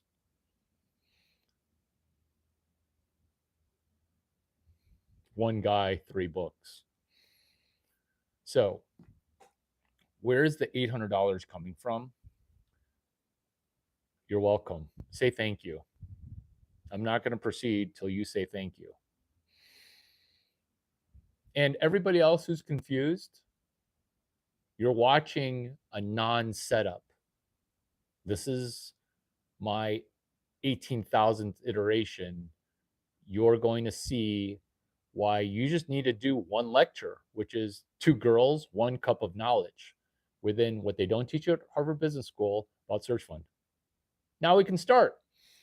One guy or one girl, 3 book, comma, 3 book. It's going to get detailed because if you don't listen to this financial advice, you're going to lose $800, and the cost of this is $0. What lecture are we on right now? Because if you can't memorize mushy, mushy, mushy, you're going to get screwed because people are going to think that you're full of shit. Right now, if this room had 5,000 people, 4,000 of them would be like, you're full of shit. It's lecture 9, dork. Oh my God. Wrong guy. Sorry. Not blocking, just timing you out. So, this is how the money's going to conjure. This is how the money's going to dungeon master into your Venmo, PayPal, bank account. Pick one. You know, let's just do cash. Nah, nobody does cash. Zelle, Lightning Wallet, Cash App. Let's do Jack's company Cash App. So, one, you're going to have to identify your real name, but your hashtag is hashtag CHA11SXP. You see, lecture 9 needs a case study. Is this a live action business case study starring you? It is, because I was going to go into lecture 10, interrogation, lecture 11, fail at fundraising a search fund, win anyway, lecture 12, turning around, hashtag HBS 6452 SWE, while we turn around, hashtag CHA11SXP. That's lecture 12. Lecture 13, edition 5, lecture 11, chapter 17, Stram GT 353, which refers to lecture 9 of 2 girls, 1 cup, with the application for you. What is your real name? What are your 2 guys' real names? Text me that. Can't believe I gotta ask what your real name is, which is one guy, 3 books, comma, 3 books. Because if you don't do this exactly, the money won't pour in. Why? Because I'm the smartest person in Silicon Valley and the earth. And I already know what you're going to experience because I know what it's like when people call you a fraud. But they're not going to be calling you a bad fraud. They're going to be like a girl before she takes off her panties by saying, oh, you're bad. Lecture 14, hashtag what they don't teach you at Harvard Business School. They used to teach you at Harvard Business School. Lecture 15, and did teach at Stanford 2009 to 2013. True story, Engineering 145. Lecture 1, hashtag SWE277P at UC Irvine. Larry, did you just connect Harvard Business School to UC Irvine? Yeah. Why? Because SWE277P is search fund. What's SWE277P? Software engineering 277 practical. Is this Hadar Ziv's class? Yeah. Is this a class that I could take before I teach it? I had to simulate taking the class because UC Irvine. I even met the new dude who's teaching it, Muhammad. So Hadar Ziv taught a class. I'm editing a syllabus of a school that I did not attend. Why? Because Robert Cartwright. Ooh, I'm getting goosebumps. He's my mentor. Who's Robert Cartwright? He is a 4-year starter at Stanford University for football. Robert Cartwright. I'm sitting at his table during a basketball awards dinner, and he comes up to me and he's like, "Hey, thank you for being a fan. Thank you for financially supporting Stanford basketball. Did you know I'm Asian? We're Asian too." I'm like, "What?" He's like, "We're Asian. We're probably related." I'm like, "What? You're Robert Cartwright. I've known you for like 2 years. Larry, I'm Asian. We could be related." I'm like, what? He ends up transferring to UC Irvine after being a grad transfer. In college, before the portal got super crazy, you could transfer in D1 basketball, D1 football, if you graduated and then wanted one more year of football, basketball, or baseball eligibility. So year 3, I'm at his table with his dad, also Robert Cartwright, Robert. And he goes, "Larry, I'm Asian. We're probably related." I'm like, "Ha ha ha, you're not Asian." It turns out he's Asian and we're related. How do I find this out? My family shows up at a basketball game. They're Cal through and through. They show up at a basketball game and they're dressed in Stanford. Even the kids are dressed Stanford.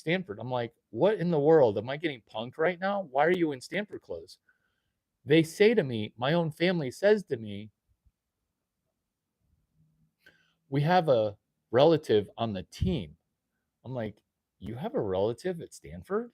They're like, "Yeah, he's playing on the team." I'm like, "Who?" They're like, "Robert Cartwright. Do you know who he is?" I'm like, "Yeah, I do know who he is." Are all Asian people related? Are all Asian people related? Because they did teach you that at Stanford 2009 to 2013. Lecture 1, hashtag Robert Cartwright, hashtag SWE277P, Hadar Ziv's class. Hadar Ziv. Hadar Ziv, which is Hadar Ziv. This is not my baseball coach's bobblehead. This is the baseball coach that said, "You should come to Stanford." Going to the University of Illinois will be the biggest mistake you've ever made. Now I listen to old dudes that sound crazy but have genius shit to say. UC Irvine, Muhammad, all Search Fund is a class at UC Irvine. If I were to teach at UC Irvine, called hashtag SWE, software engineering, 277P for practical. We're still going to get to one guy, 3 books, but I wanted to do what I promised, which is lecture 1, hashtag SWE277P, man in the middle attack. What you're doing is not hacking people's phones with a man in the middle attack, which is standing in the middle of your Wi-Fi, standing in the middle of your business transaction, looking at both transactions. This is a value-added man in the middle where I'm connecting you to a new customer, kind of like 2 girls, 1 cup. Lecture 16, perfectly on cue, by the way. Script writer, you must be playing 5D chess 60 chess, 70 chess using AI and Larry Chang's ability to front run. Because lecture 16, collect massive lead generation money. Remember, we don't have to own the Econo Lodge to sell Econo Lodge housing. In fact, we're going to do a housing arbitrage by selling Hotel Motel February 5, February 6, February 7, February 8. Why? Because right now, housing's only $100. It's going to be $800. Collect massive lead gen money. Risk $0. I'm shaking my head because this video is amazing. Who's watching this video right now and not liking themselves? Lecture 17. Go on lecture circuit pandering. Get it? I'll pay you $50,000 to sell me to Vanderbilt. You know what would be better is calling up some school in Miami. Don't sell me to UT Austin. They would probably make you do something like pierce your nose or be even more Silicon Valley gay mafia, because gayness or heterosexuality or gayness, insert slippery slope joke. Lecture 18, another joke. Software engineering masters in private equity. Oh my God, that's hilarious. That's hilarious. That's hilarious. Why is it that the LGBTQ community constantly centers around happy birthday? I don't get it. Like, nobody cares about your stupid birthday, and nobody cares about your sexuality, because we're talking about super sexual jokes called software engineering masters in private equity. Oh, wait, that's not sexual. Why is that a big turn on? Because it's SWE in PE. SWE, Stanford software engineering masters. Stanford just rolls off my tongue. SWE in PE, software engineering masters in PE. SWE masters in PE. I can't tongue twist that way because I'm not a cunning linguist. I'm the vagina whisperer. Joke. Software engineering masters in private equity. Lecture 19. We're getting to lecture 9 because that's the payoff. I'm not paying bills. I'm doing what I promised. I'm doing what I promised. I am not Jimmy Song. I am not Jimmy Song. But we are programming Bitcoin by programming fiat, by programming Web 12, by programming this lecture 19, Prospective Vanderbilt, going from top 28 MBA school to number 1 with one class that Larry Chang teaches, which is how to do what HBS 6452 SWE does. Oh my God, I even have the Vanderbilt joke in here. Vanderbilt 6534 do without having to pay Vandy 6 point, Vandy or GSB. My G looked like a 6, but Vanderbilt 6534. Wait, did I write this just now? Do you see how this lecture 19 or lecture 9, any one of these lectures is worth more than their entire MBA program? I'm not laughing because it's funny to you. I'm laughing because it's funny in 11 ways, because basically this is Harvard if they got Hadar Ziv to teach at Harvard. And by me joking about it, Harvard's probably going to be like, yeah, let's get some random UC Irvine dude who retired to teach at Harvard. And then he's going to be like, fuck, that Larry Chang's fucking amazing. I'm now teaching at Harvard. I tried to retire from UC Irvine. And then every other administrator is going to be like, I want to kiss Larry Chang's butt. Lecture 20, Wharton. Ooh. Hashtag CHA65. By citing Mushi Mushi Mushi 65, I'm connecting chapter 65 of a school I also did not go to, Columbia. I also did not know Warren Buffett, into Warren Buffett's chapters 1 through 64, lecture 20, chapter 65. Do you see why people love me or hate me?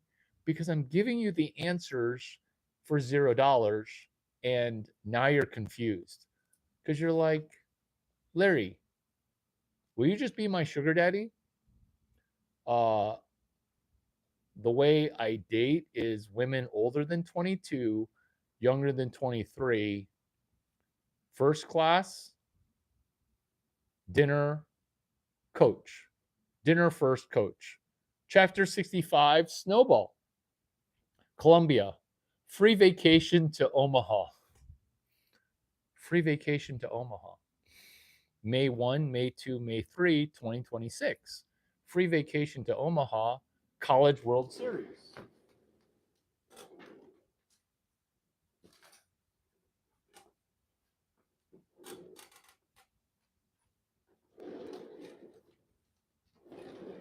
Free vacation to Omaha. You will buy me dinner and you will watch Division I baseball and you will cheer for my mentor who plays shortstop at University of Texas, Timo Becerra. Stanford graduate, transferred after 2 years because he graduated in like 3 years. Timo Becerra. I can't help it. I can't help it. These are just true things. And you may not think that Timo Becerra is my mentor, but if you ask Timo Becerra, shortstop, University of Texas, Austin branch, aka UT, aka hey, Timo Becerra, who's better at shortstop, you or Larry Chang?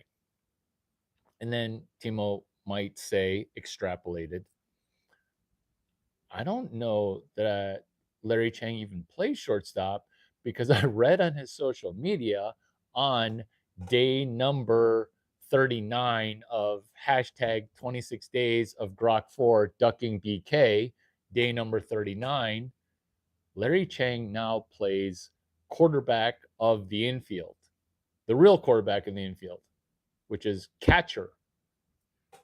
I should have, as the best athlete and the smartest human on the planet, I should be the catcher telling the pitcher what to do with all their talent and to manage your emotions and blame me for if you give up a home run, but I'm calling where I need which pitches. And even if you fail forward, which is lecture 11, fail at raising a search fund, win anyway. One book, one you. Lecture 9. Timo Becerra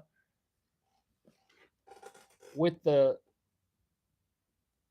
Irv Grausbeck textbook, 5th edition.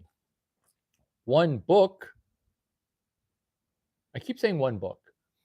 One guy, 3 book, comma, 3 book. So, lecture 9. You're welcome for lectures 1 through 20. You're welcome. You're welcome. Now we're doing one girl, 3 book. But if you're a guy or one of the 79 genders, you're one guy, 3 books. This is lecture 9, 2 girls, 1 cup of knowledge. Because I'm not going to pray your gay away. I am going to pray your gay away. But I'm going to do a sorbet. Maybe sorbet is a bad choice. Maybe enema is a better choice. Get it? Because your butt was violated with dick, and now we got to wash your butthole, which is 2 girls, 1 cup. Ugh. Also, 2 girls, 1 Larry Chiang. That's also kind of icky because 4 hands isn't 2x the number of hands. It's actually exponentially more because 1 girl, 2 hands, very normal. 2 girls, 4 hands, you have no idea where the hands are going. 1 guy, 3 book. That's the elixir. That's the win, which is 1 guy, 3 books, $800. If you do not make $800, you didn't even try to do this. You didn't even try to memorize anything that was pertinent. 1 guy, 3 books. So you bring 3 books. In my case, I'm going to invest kind of a big sum of money.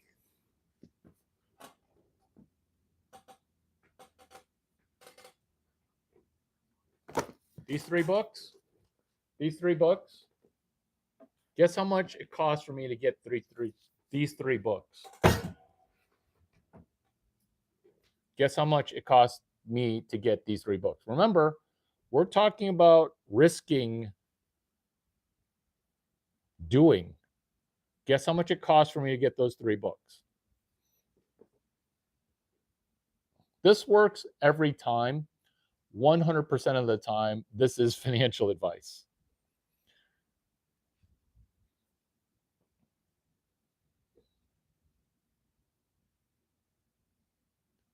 That doesn't even make any sense. English is your only language.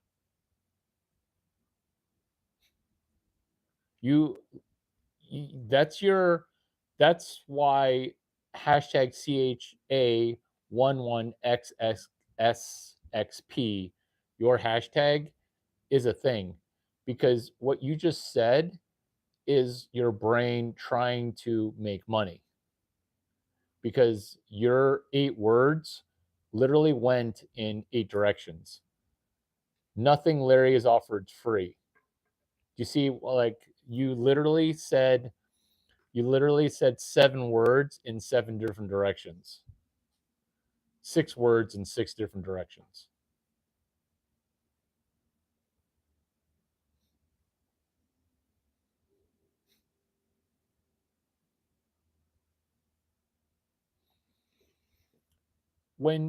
When all of my words, oh Larry, you speak in hieroglyphs. Oh Larry, you speak in jargon. Oh Larry, you speak in words that are complicated. You're a cognitive miser when you don't say thank you for using hashtag words. This is lecture 9. This is you going in 6 directions with nothing Larry is offered, everything free. Like, as the smartest human on the planet, I'm the only person who understands what you're trying to say, because you won't say or do an inkling of work, which is this used textbook cost $2 to $10 used on Amazon. Let me repeat that.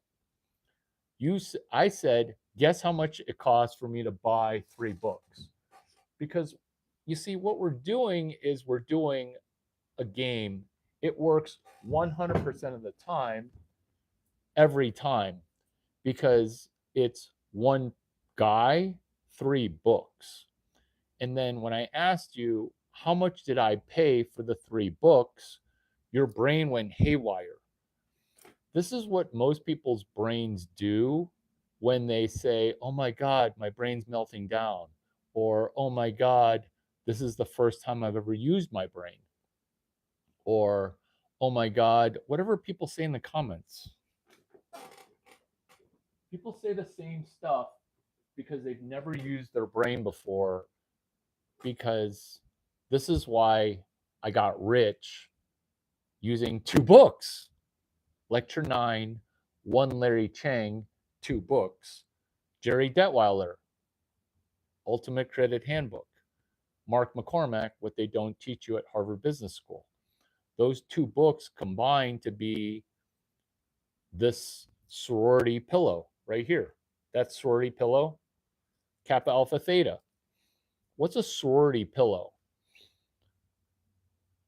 It's 230 girls who are super hot called Kappa Alpha Theta saying, do me, will you do me next? 2 books, 1 Duck 9. Let me read you what people say in comments.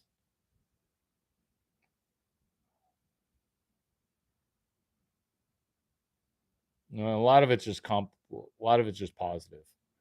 But basically it's people's brains melting down and you still haven't iterated. Nothing Larry is offered, everything free. What does that even mean? The reason we're spending so much time on this is step 1 is the hardest step because you tried to not take step 1 even though your brain has already extrapolated getting that $800. In fact, you probably extrapolated to like starting to spend $80,000. Up, time to buy a new car. Larry just showed me how to make $80,000 because I made $800. Again, I ask, how much did those 3 books cost? New Business Ventures and The Entrepreneur, 6th edition. How much did it cost for me to buy 3 of those textbooks? I told you the answer. It's between $2 to $9 per book used. Why? Because it's the 6th edition and it sucks. But that's good because now that it sucks, it's a really good visual. We're now going to do lecture 4, editing an existing business, called the 6th edition. One guy, 3 books, is you showing up with 3 books of the same book. Why? Because people are going to make fun of you to say, oh, are you the TA? Oh, why do you have 3 textbooks? Or they're going to be rich and they're going to say, New Business Ventures and The Entrepreneur. What section are you at Harvard? There is no way to not win when you show up with 3 versions of this one book.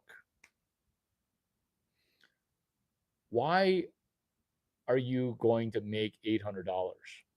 Because if you can't sell $275,000 for $800, you're gay and retarded. Or the new kids are saying pansexual, neurodivergent. But good news, kids, I'm gay and retarded, which is pansexual neurodivergence, because I'm taking somebody who said something neurodivergent, pansexual. Nothing Larry is offered, everything free. What? That's literally why when you talk to certain when you see film, like they've got that like crazy cross-eyed look that Dave Chappelle talks about with every gay dude in the 80s looked like they were happy.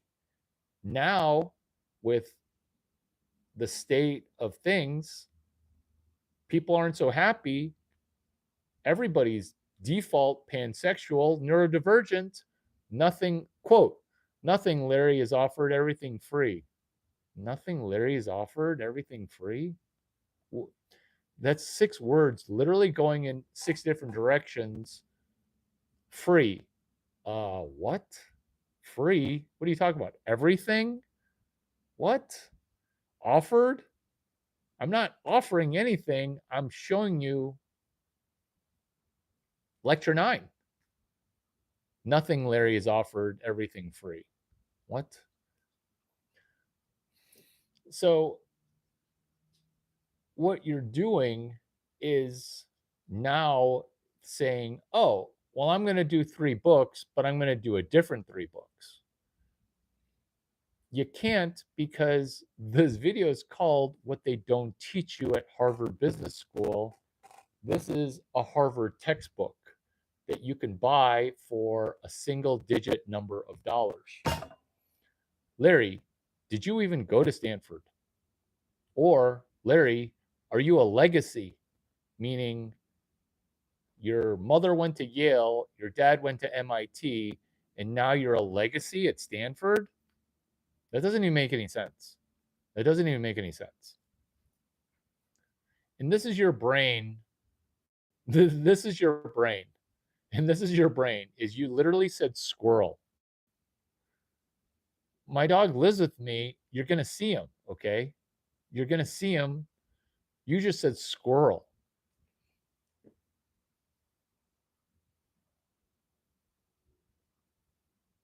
You said squirrel. I'm going to say page 161. I'm going to say page 129. Why? This is why. Because you don't have to even read the whole book. You can just, oh my God, I opened right to page 161. I swear, this is not bookmarked. I just opened to page 161. I could end the video right now, and it would be already the most valuable video that you've ever watched. There are a limitless number of copies to be sold for a single-digit number of dollars. You can't do this to another school because the name of this video is called What They Don't Teach You at Harvard Business School. That's the name of this video. You can't say, oh, I'm going to do a geometry textbook from math class, because this is not Tom Brady and Larry Chiang taking math class 5 times before we win the Super Bowl 7 times. Or this is not, we're going to the Super Bowl via a hashtag called 55 days, hashtag 55 days of Gemini 3 at LA Super Bowl, comma, 2027, February 14. The 3 books. Hotel rooms currently cost $100 in San Francisco. There are only 9 teams mathematically eliminated from the NFL team pool. There are 15, 17 fan bases that legitimately could be going to the Super Bowl. When that team goes, that hotel room is going to go from $100 to $300. That's money. That's risking $0 to make a profit.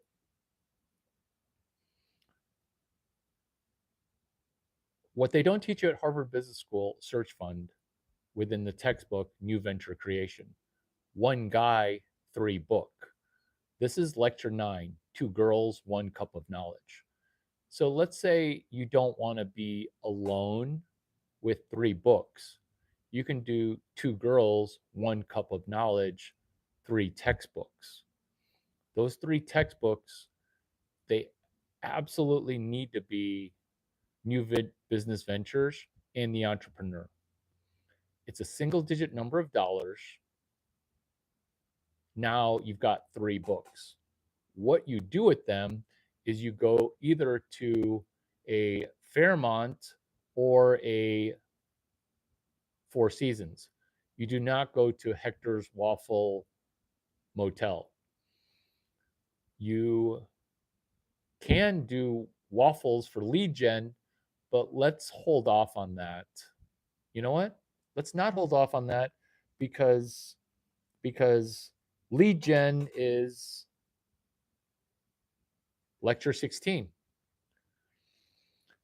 If you don't memorize the lectures that you use, specifically lecture 9, specifically lecture 16, waffles for lead gen, specifically lecture 4, editing an existing business, you will miss out on hundreds of dollars, if not hundreds of thousands of dollars.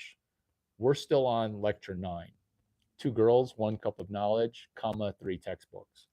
Because what we're also doing after you do 3 books for a single digit number of dollars to get the $800, now we're doing 1 guy, 3 books, or 2 girls, 1 cup of knowledge with 3 books, which is New Business Ventures, edition 5. New Business Ventures and the Entrepreneur, version 6, 6th edition. Dan Olson, Product Management Handbook. 3 books, 1 dude.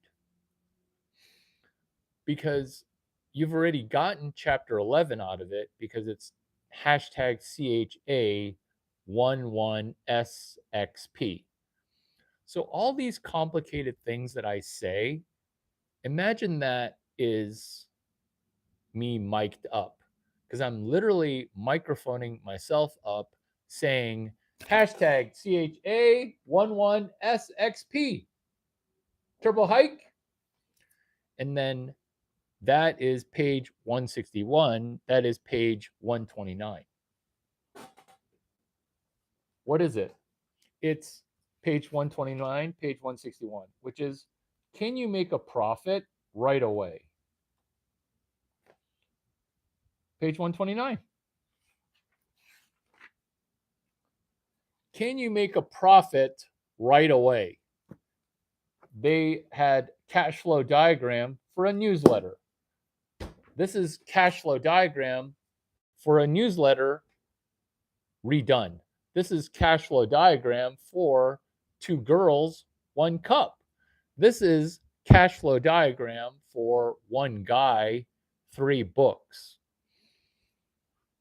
You couldn't even do it 1 guy, 1 book. It doesn't work as well, but you may not have $13 because 3 books is going to be about $19. 1 book is going to be a single digit number of dollars. If you do it the hard way, which I can do, but the easier way is 3 books. Why? Because it's attention getting. What are you doing, you psychopath? You're at a coffee shop, no computer, no phone, 3 book. What are you doing, you psychopath? Drinking a coffee, no computer, no phone, no book. We're doing lecture 9. If you're just joining, my channel's on what they don't teach you in school. I dumbed it down to what they don't teach you in business school. Wait, yeah, that is dumbed down. I dumbed it down even more by calling it what they don't teach you in school. I've dumbed this down to the 7th grade level. Any dumber, and it's going to make pansexual neurodivergence feel confident.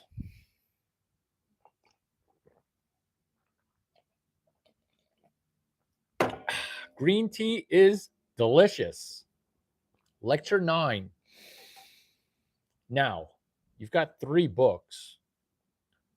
All you need to say when someone asks a question for, oh, do you know how to read? Or, oh, do you want to go home with me?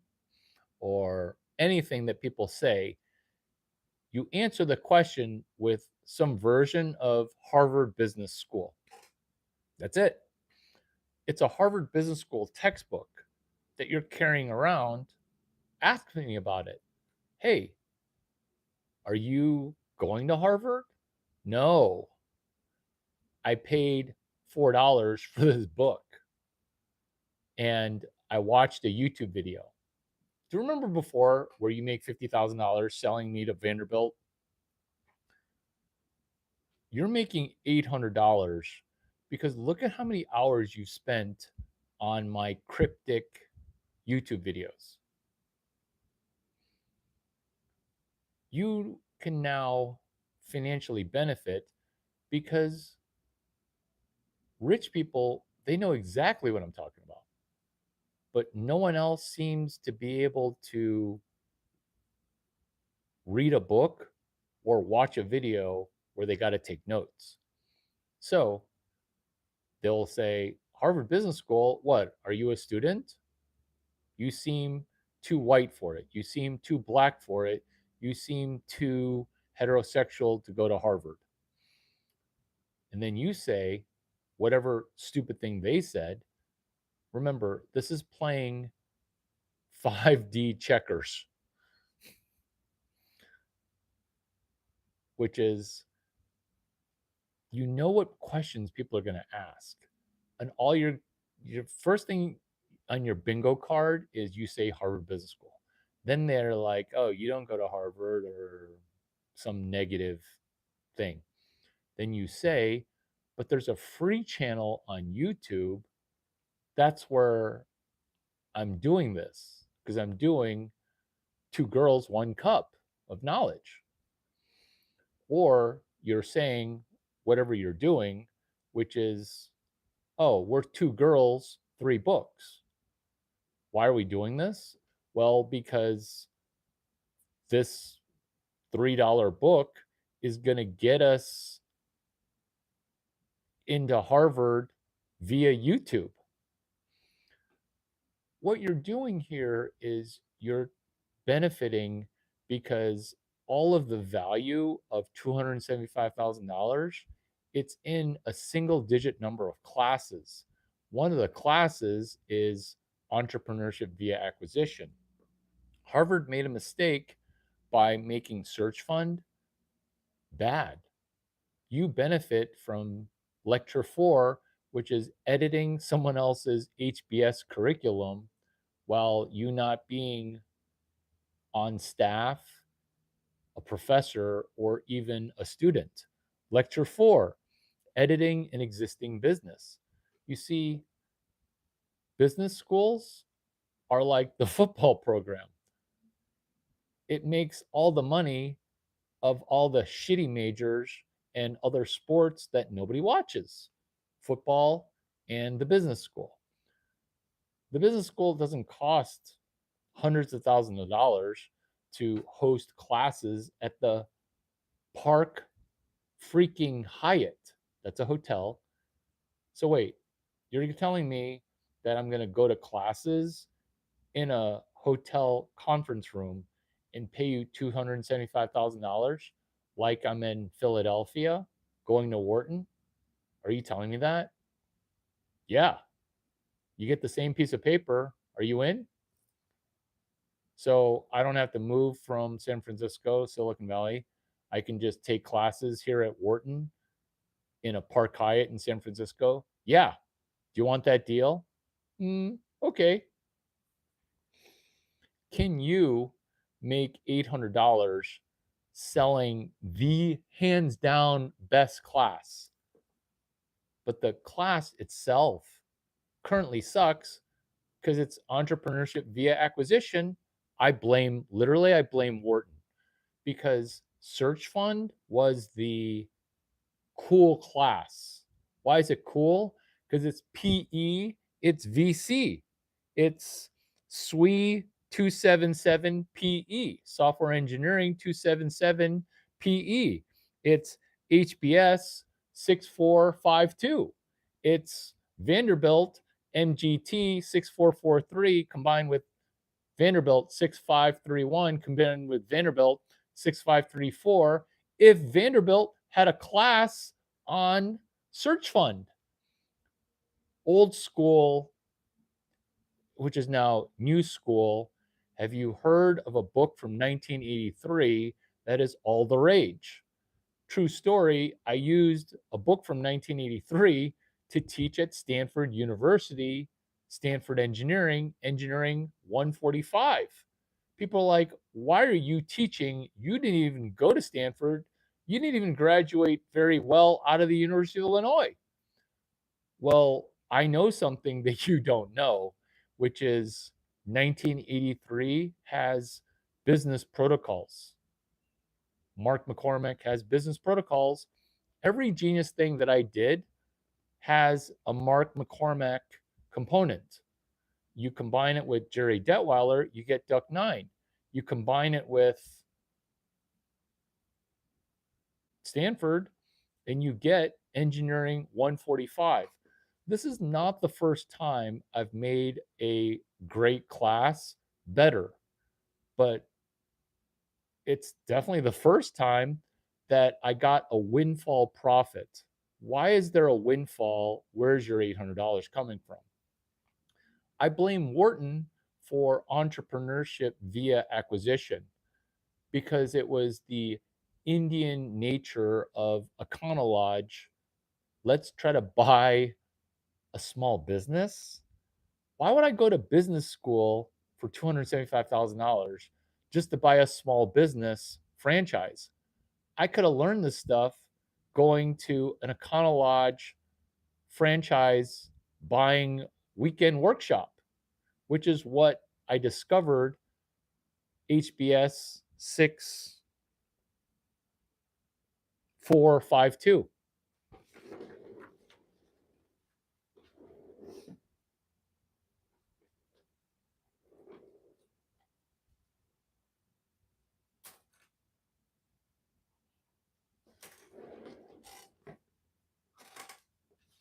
Updating my notes. One guy, 3 book. You're taking advantage of the fact that 6542 is a class that's broken. Harvard decided to go Wharton. We don't go Wharton when we're at Harvard.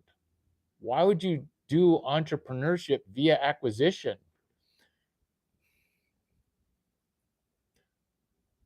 Their loss is your gain. Their loss is your gain. One guy, 3 books. The reason the version of this book is only a single digit number of dollars is because the 6th edition sucks. This is what's going on during the 4th turning is that companies are spending $15 million for a remodel, and the newer version stinks compared to the old version. This is search fund. This is what they don't teach you at Harvard Business School, search fund. This is what they don't teach you at Harvard Business School, but that they used to teach you at Harvard Business School. And this is the path that I'm laying out, mapped out, because you get to do lecture 4. You get to edit a business school curriculum that you did not attend. You get to do 2 girls, 3 books. You thought I was going to say 2 girls, 1 Larry Chiang. By doing 2 girls, 3 books, you're selling my YouTube channel as a practitioner, which is get your ROI for going to Harvard Business School before you spend $207,000. Do you remember before where I was looking around that holiday party and I'm like, wow, this looks like $800,000. How can I get you your $800,000 back before the party ends? That's some Jedi questioning, which is, what? You're just an attendee. How are you going to get the money back that other people spent? Huh? How is that even going to happen? This is you becoming a Jew in business administration. This is why people get mad at Jewish people, is like it's a Jedi in business administration, which is, okay, college costs $275,000. How can we get $275,000? And once you ask that question, the answer is hashtag StramGT353. The answer is hashtag CHA11SXP. What is that, Larry?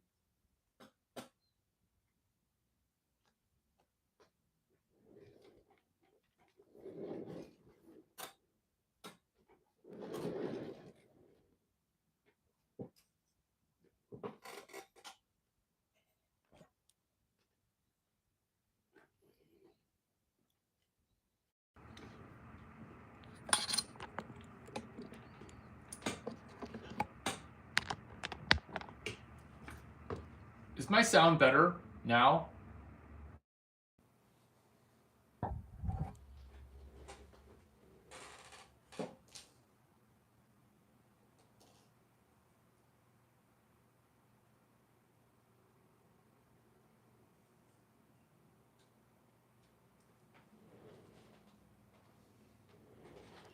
Is my sound okay now?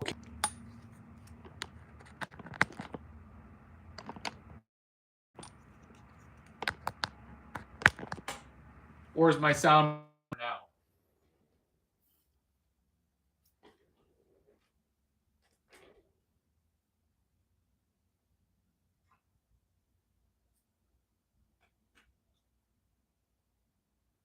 How about now? Is it bad? Before?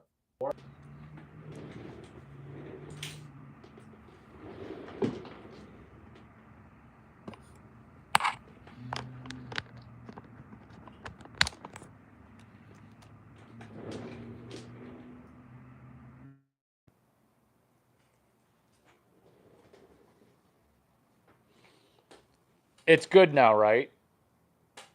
How about now? I'm wired mic in.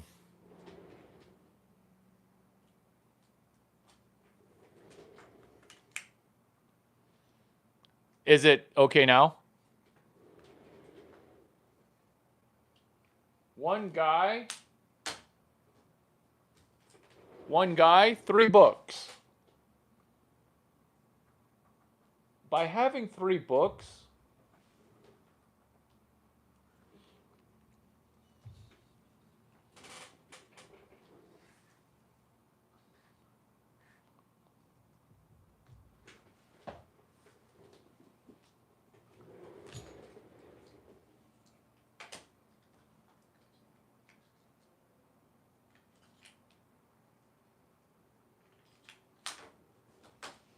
By having 3 books, what you're doing with having really large feet, what you're doing with 3 books is you are doing, comma, quote, listener train of thought. Listener train of thought is where you can predict people's questions. Are you intimidated by Harvard Business School? Question. Have you ever used a $2 book, $3 book, to get a free $275,000 education? So at Stanford, people couldn't believe what was going on. But it turns out what's been going on has been going on since Warren Buffett got into Columbia. Chapter 65, which is page 123. all you're doing is memorizing page 162, memorizing page 129. You see,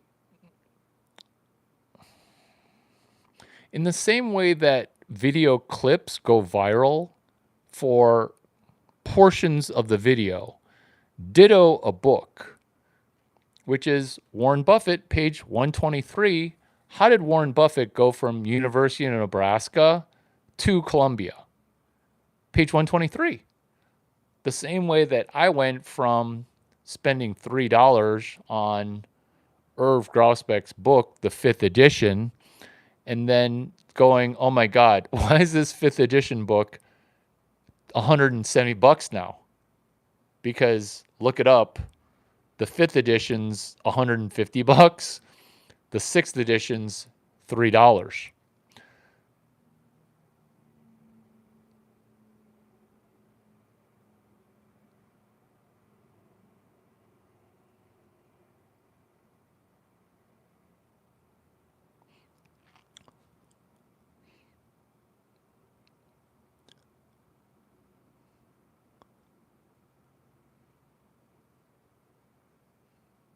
James Cameron drove trucks. This is how he got into USC Film School. Is Warren Buffett, Larry Chiang, James Cameron. Now you, which is onboarding people into this video, which is lectures 1 through 20. What if Larry Chiang were to teach at Vanderbilt? Where do you get the $800 from? Where do you get the $800 from? You get the $800 from, would you like to join me for book club? What's the book that you're book clubbing into? That would be Stram GT 353. That would be Search Fund. That would be HBS 6542. I don't want to join your $800 book club. You seem like a scam artist. Thank you for saying no, lecture 11. Because if they say no to $800, or if they say yes, either way you win. Let me go over that. One guy, 3 books. Would you like to buy one of my books for $800?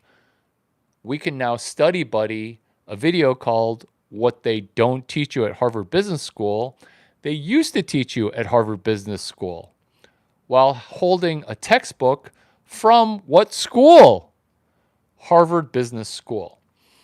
Don't let the word Stanford intimidate you. Whatever you do, don't go to ASU for a master's in venture capital the way that Shelby Sapp did. I'm making fun of Stanford people who are my mentor and they end up going to UT Austin like that first round first pick who goes to UT Austin after studying engineering at Stanford. Don't do that. That is financial advice.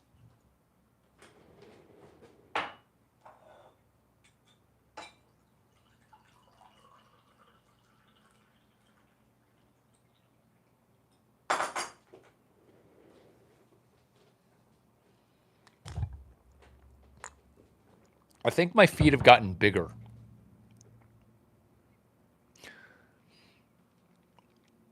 The vanity metric Stanford, Harvard, Wharton is similar to the mistake that I used to make, which is, wouldn't it be great if I could throw a baseball 108 miles an hour from shortstop to first base?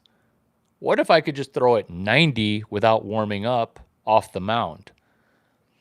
It turns out those are vanity metrics that are incorrect. Plus, what did God bless me with?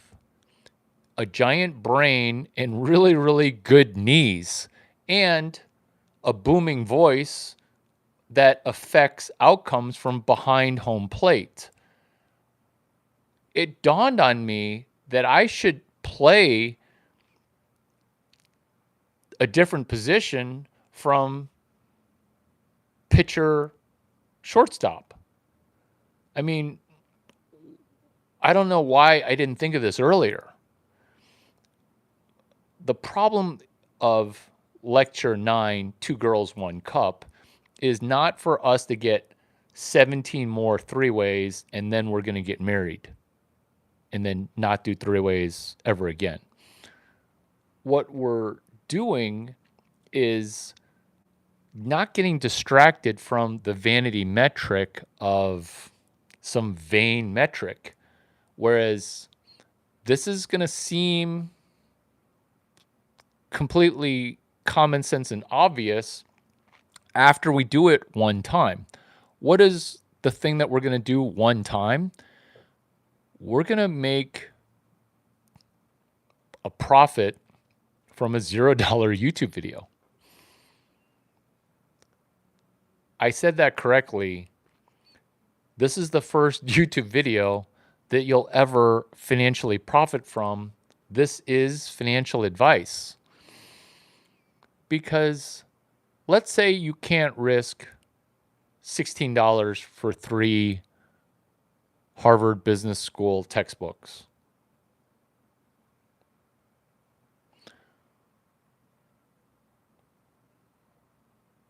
You're broken.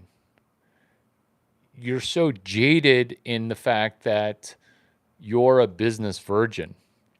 You're, while simultaneously being a business virgin, while also being a YouTube virgin, while also having no mentor as another virgin.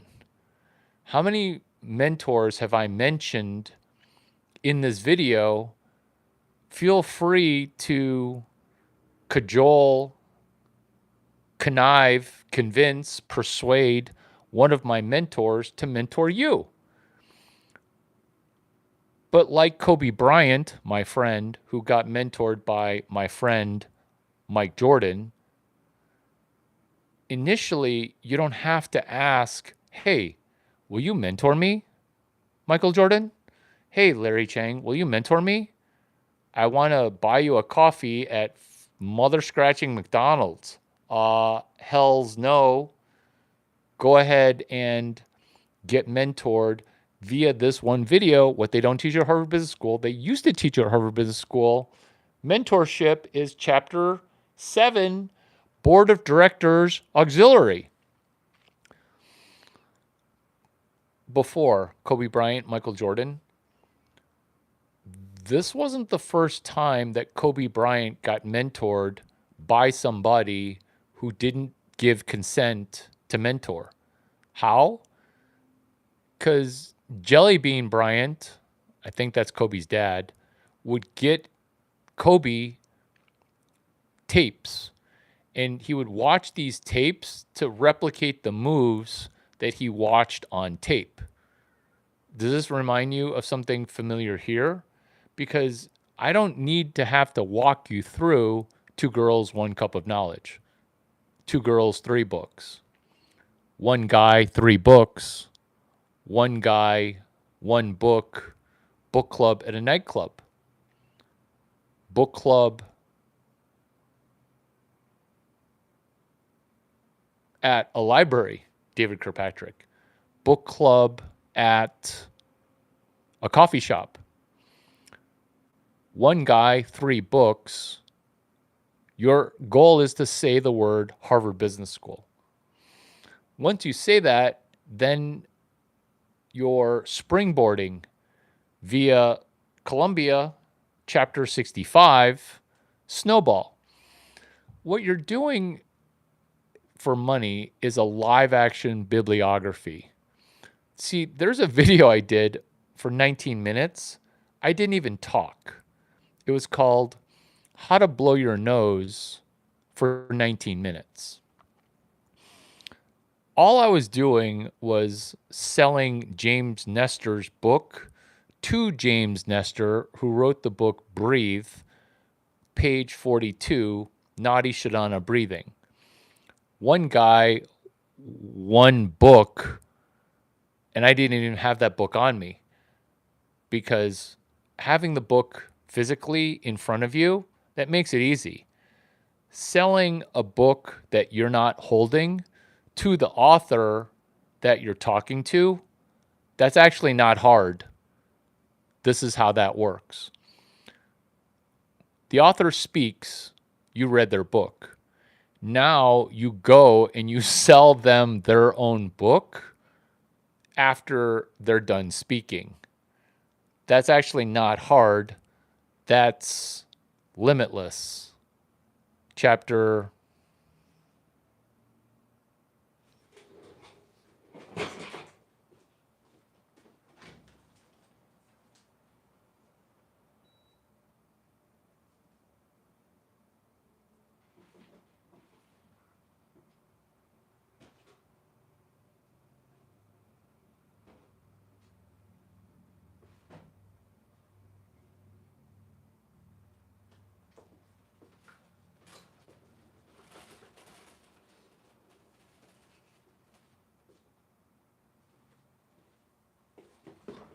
that's limitless. Chapter 21. I don't know why my feet are so huge.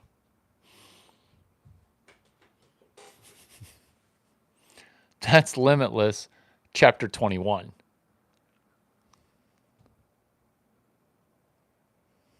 How's the sound now? How's the sound now? Like I care. Ooh, we should do raw dog. Raw dogging. Raw dogging. Raw dogging is where you use the iPhone mic. Chapter 21. One guy, 3 books. Can you sell a $275,000 bill for $800? The book for $800. Remember, you're into the book for a single digit number of dollars. $8, $4, in my case, $3. This works every time, 100% of the time. Why? Because lecture 1, it doesn't take money to make money. You see, Irv Grosbeck, yes, the owner of the Celtics. I will not explain why it's not 4 instead of 3. Because it's one guy, 3 books. If you want to do one guy, 4 books, try to read 1.0 book before 2025 ends, because I know you've read 0.0. You like that, Monster Harry chair? Gross, by the way. Gross. You're gross. I'm not going to time you out.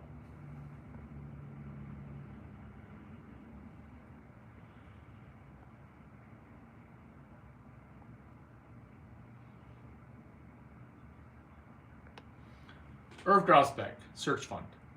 It turns out, if you realize number 2 lecture, Software Ate the World, you don't actually need to fundraise the search fund. Software 8 PEVC. University of Illinois only, baby. At Vanderbilt, I'm going to need that PhD conferred based on 40 YouTube videos, because I can't teach with a bachelor's in engineering. I'm going to need that PhD from your school. Conferred, not the honorary PhD. I need like a PhD that I can defend, because all this is defensible. What's a defensible PhD? It's where the way a PhD used to work, which is you come up with some thesis and then a bunch of people attack you. But then college got super woke and nobody had to defend their thesis. Whereas me, I'm baiting you with Jew God. I know, it sounds like I'm saying something antiseptic, but that's Indian for scammers are a way of life. Jugad. Jugad. You can't come up with any better Indian and Jewish jokes that write themselves. Jugaad. Jugad. I get it. The jugad is to cheat money, which is one guy, 3 books, an $800 book club. Would you like to join? Lecture 2, Software Ate the World, Irv Grosbeck. You don't need to fundraise a search fund to buy a business. You can shareholder advocate and be a shareholder who's advocating AMC Theater. You can be a shareholder advocate boosting GameStop. One guy, 3 books, and 3 books, which is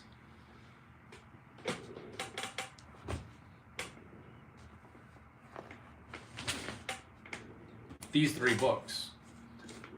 Dan Olson, Product Management Handbook, and the 5th edition for Stram GT. These editions cost $150. Just use my screenshots on Twitter. Which is the 5th edition Irv Grosbeck. In fact, you don't even need to use screenshots. Just memorize this. Chapter 17, the bankruptcy chapter, that was eliminated in the 6th edition. Let me repeat that. You don't want me to repeat it? Cool, I won't. Chapter 17 goes into lecture 11, which is collateral, default, and rope to choke. What if Irv Grosbeck had a computer science degree from the University of Illinois? What if that happened? If that happened, he would realize lecture 2, Software Engineering 277P, which is search fund. Harvard made a mistake by having a $150 million search fund to buy a business for $125 million. Their mistake was lowering the bar to be only $3, $2, or $1 million. Mistake, mistake, mistake. They should have lowered the bar all the way to $0. But by trying to be more bar lowering, trying to be more helpful to the pansexual neurodivergents who are at MBA school, the class got worse. You see, in MBA, it should be based on a bell curve, which is some people aren't going to fundraise $150 million if you sound like you're a pansexual neurodivergent. But if you go to a LP pitch meeting, limited partner pitch meeting, a PEVC pitch meeting, and you say, look, everybody relax, I can make a ton of money without your money, then guess what happens to your fundraising? It's infinitely easier because you're realizing you're now Irv Grosbeck with a computer science degree because you would skip the step of search fund fundraising.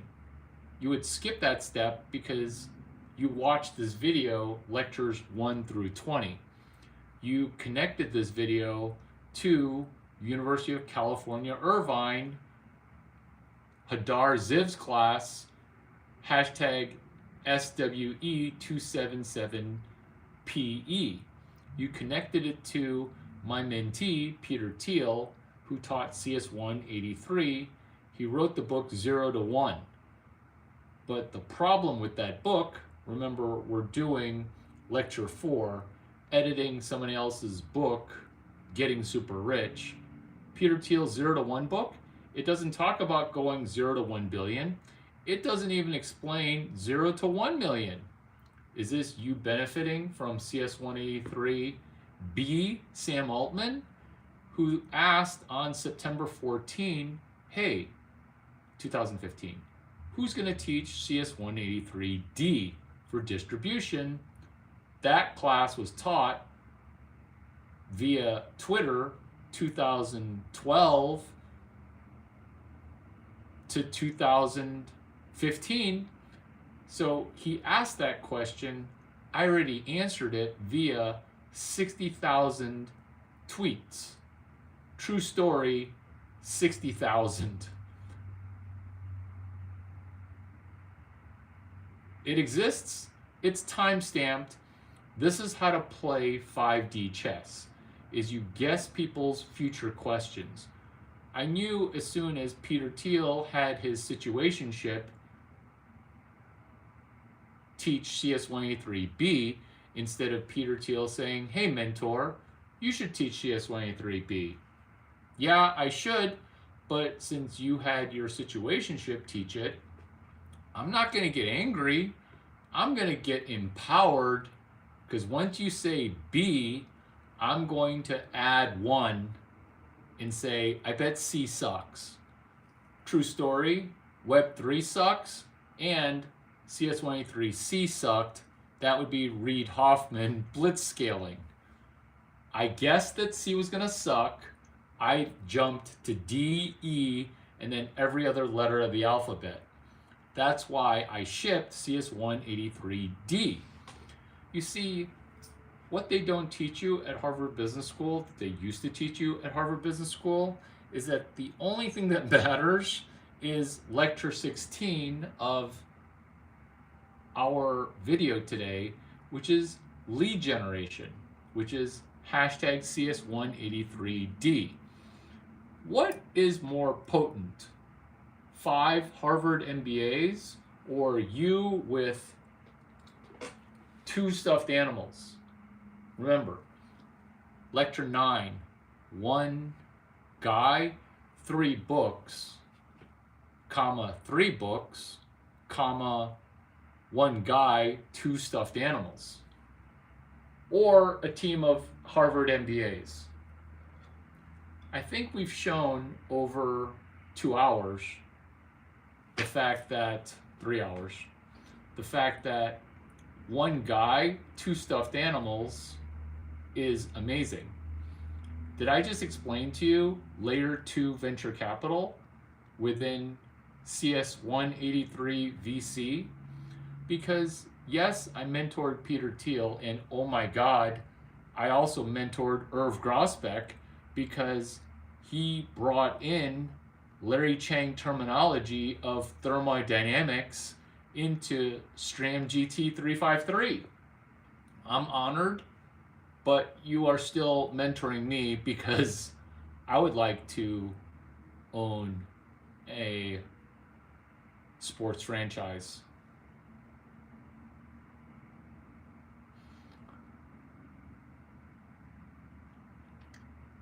Lead generation, 9/14/15. September 14, 2015, Sam Altman asks, after Reid Hoffman's done teaching CS183C, which is a literal poop show, with the following quote: starting a startup is like jumping off a cliff and building an airplane on the way down. What? What? That's not how Richard Branson did it. Get it? Because it's funny on 2 billion levels. Richard Branson, he started Virgin. You don't jump off a cliff building an airplane on the way down. What? What? Why would you do that? Plus, he's kind of chubby, and he probably said that on his way to Epstein Island. So, Peter Thiel, gay. Sam Altman, double gay. Reid Hoffman, Epstein Island. So it goes pansexual neurodivergent, pansexual neurodivergent, pansexual neurodivergent, CS183D, Silicon Valley gay mafia being run by a heterosexual who's a transgender. Are these hilarious jokes?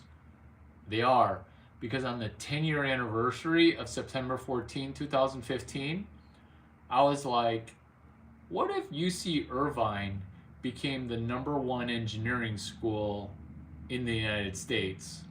What would have to happen? And that would be hashtag SWE277P. Software engineering 277P. What if Hadar Ziv were friends with Irv Grousbeck, Mark McCormack, and had Larry Chiang teach software engineering Scrum? Hashtag CS183D, tech sales, MVP, lean startup, crossing the chasm, business model generation by Alexander Osterwalder, fifth Epiphany, which is my PhD thesis sitting at Harvard still. It's called the fifth Epiphany. Mr. Peabody avoiding and ducking bankruptcy. Because remember, we're just editing someone else's existing business. Lecture 4 of this video. What's this video called? What they don't teach at Harvard Business School that they used to teach at Harvard Business School that I DJ'd in Wharton, Stanford. So it's like a four-way. What if it were one guy, four-way? That would be Harvard, Stanford, Wharton, Larry Chiang. You ask the question, what if Hadar Ziv wrote a sequel to Entrepreneurship-Via-Acquisition by Larry Chiang? What if Hadar Ziv wrote the sequel to Running External APIs by Larry Chiang? What if Hadar Ziv, UC Irvine, Robert Cartwright's master's degree college, my cousin's cousin, my relative, Stanford basketball alumni. What if Hadar Ziv wrote a sequel to What Customers Want by Tony Ulwick, page 57. Page 57. Jobs to be done. What if Hadar Ziv wrote the sequel to What They Don't Teach You at Harvard Business School? What if Hadar Ziv wrote a sequel book called Irv Grousbeck's New Business Ventures and the Entrepreneur? Do you see how we're using AI to ask genius questions? What if Hadar Ziv wrote the sequel to What They Don't Teach You at Stanford Business School? You have chapters 1 through 14. Let's play a game. Tell me a number between 1 and 14.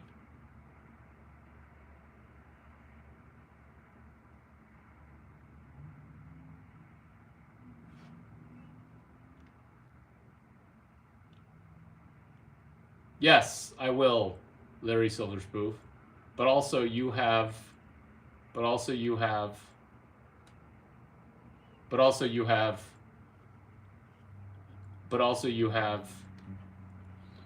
messages from me. Chapter 3, paste copy. Chapter 3, paste copy with attribution. Perfectly, chapter 3, paste copying your way towards success with attribution. Kobe Bryant famously said, "The world is my library." Kobe Bryant. He's a basketball player in the Hall of Fame. Rest in peace, Kobe Bryant. He famously said, "The world is my library." And I said to him, "Hey, Mr. Bryant, will you introduce me to your advanced planner? Because I have a question about your quote, 'The world is my library.'" He's like, "Just ask. Like, I'm my own advanced planner." Cool. Do you realize that when you say the world is my library, do you realize that your press conferences are actually acting like a bibliography where you cite mentors like I'm citing mentors? Ooh, I'm getting goosebumps. Hashtag MMPPI. Chapter 8, Karma. It doesn't matter that Kobe isn't going to be able to say thank you. The karma of me showing you how he connected to Michael Jordan, and my disconnect. I'm in Nike Town, Chicago. It's where the Bulls play. Chicago. It's where Michael Jordan played. And Jordan is launching the Jordan 6 shoe. Or relaunching it. I think he was initially launching it. I get confused because the shoes relaunch. I'm in Nike Town, Chicago. They're purple and yellow, the Jordan 6s. And I'm like, whoa, why is this Jordan 6 shoe in Laker colors? I went ahead and bought them because I thought they were a mistake. In fact, I might have bought 3 pair because I was going to play in 1 and sell 2. I love doing that, which is why when Tom Chiang got a Rolex, I bought 1 and then I bought another one because you can sell 1 and then the 1 pays for themselves. Why? Because I'm the guy who goes to Christmas parties asking myself, oh my God,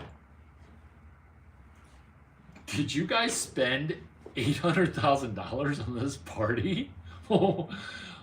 I'm still drinking water, okay, and I'll eat a little bit of food. Maybe I won't even eat food. In fact, some parties that are $800,000, I don't even eat the food. Why? Because it's an $800,000 party. We can eat later. Let's fuck now. Kobe Bryant. Michael Jordan.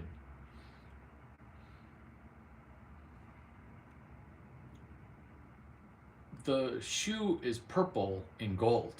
The shoe's purple and gold. It's a Jordan 6. They just came out. I'm like, why is Nike Town Chicago, like, why are you selling these mistakes? And they're like, I don't know, but they're just purple and gold. Yeah, they're Laker colors. I'm like, what? I'm like, give me 3 pair, size 13. But like, I'm gonna make a lot of money from these mistakes. They're not a mistake. That's because Kobe Bryant and Michael Jordan had a relationship that I did not yet understand. I don't think anybody understands it. But I'm the only one who asks questions. Which is the Jordan 7s. I like basketball, 1, because I'm good at it, and 2, because nobody thinks I'd be good at basketball. Which is, I don't know. I was there for Jeter going, I love these Jordan 7s. I love these Jordan 7s. If you could put baseball cleats on the bottom of them, that'd be amazing.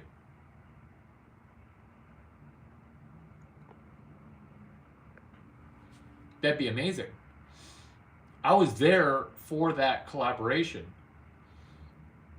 The way that mentorship works is complicated, where you would not think that Michael Jordan would want to mentor Kobe Bryant, which is why I asked the question, what if Hadar Ziv, Muhammad from UC Irvine wrote a sequel to Dan Olson's book, The Lean Product Playbook.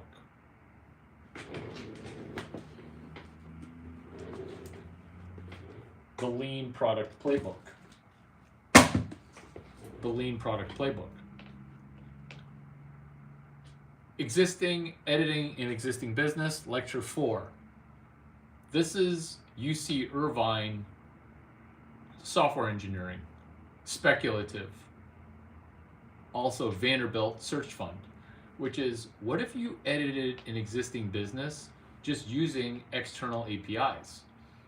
What if you edited an existing business realizing that software ate the world?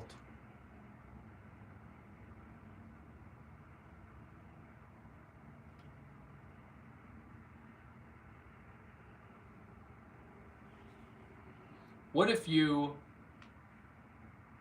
DJ'd in Jim Quick Limitless, page 62, page 64, page 67, chapter 4, Turbo Hike. What you're experiencing now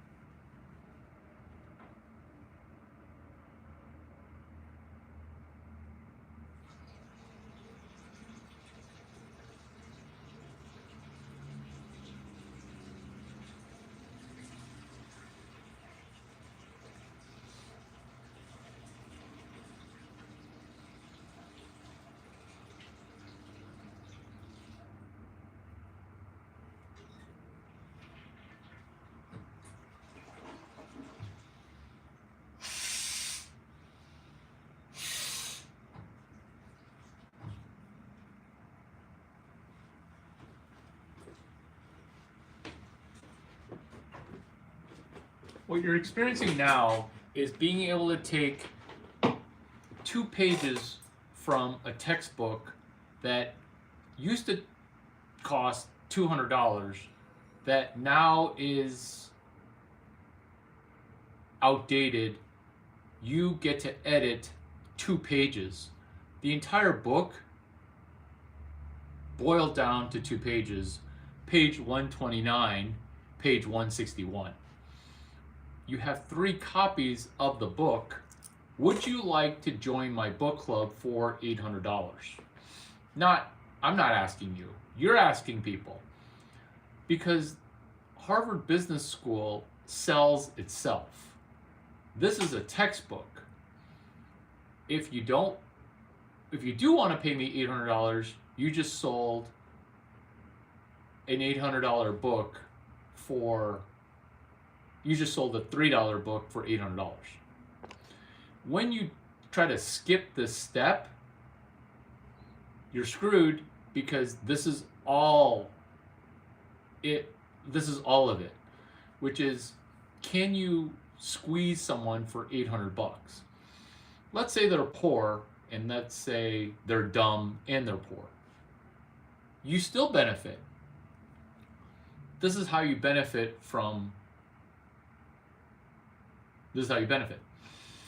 If they say yes, you win. If they say no, you found out that they're poor and dumb.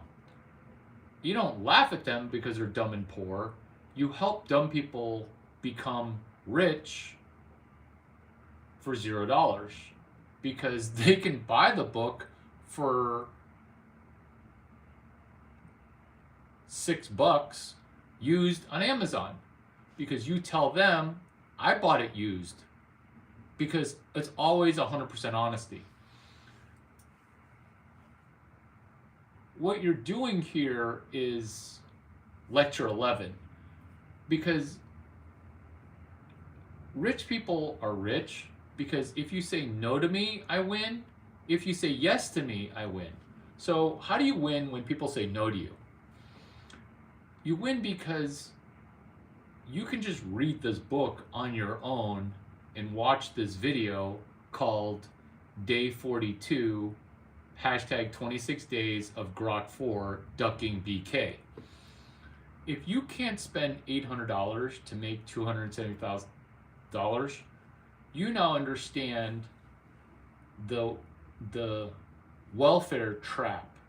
You understand for the first time your sugar daddy is causing you to go bankrupt. Day 23, hashtag 23 days of OpenAI at SXSW.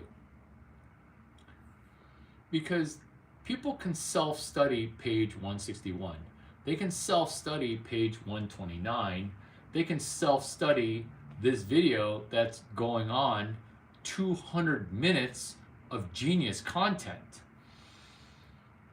You see, what they do teach you at Stanford Engineering 145 is a class, hashtag ENGR 145.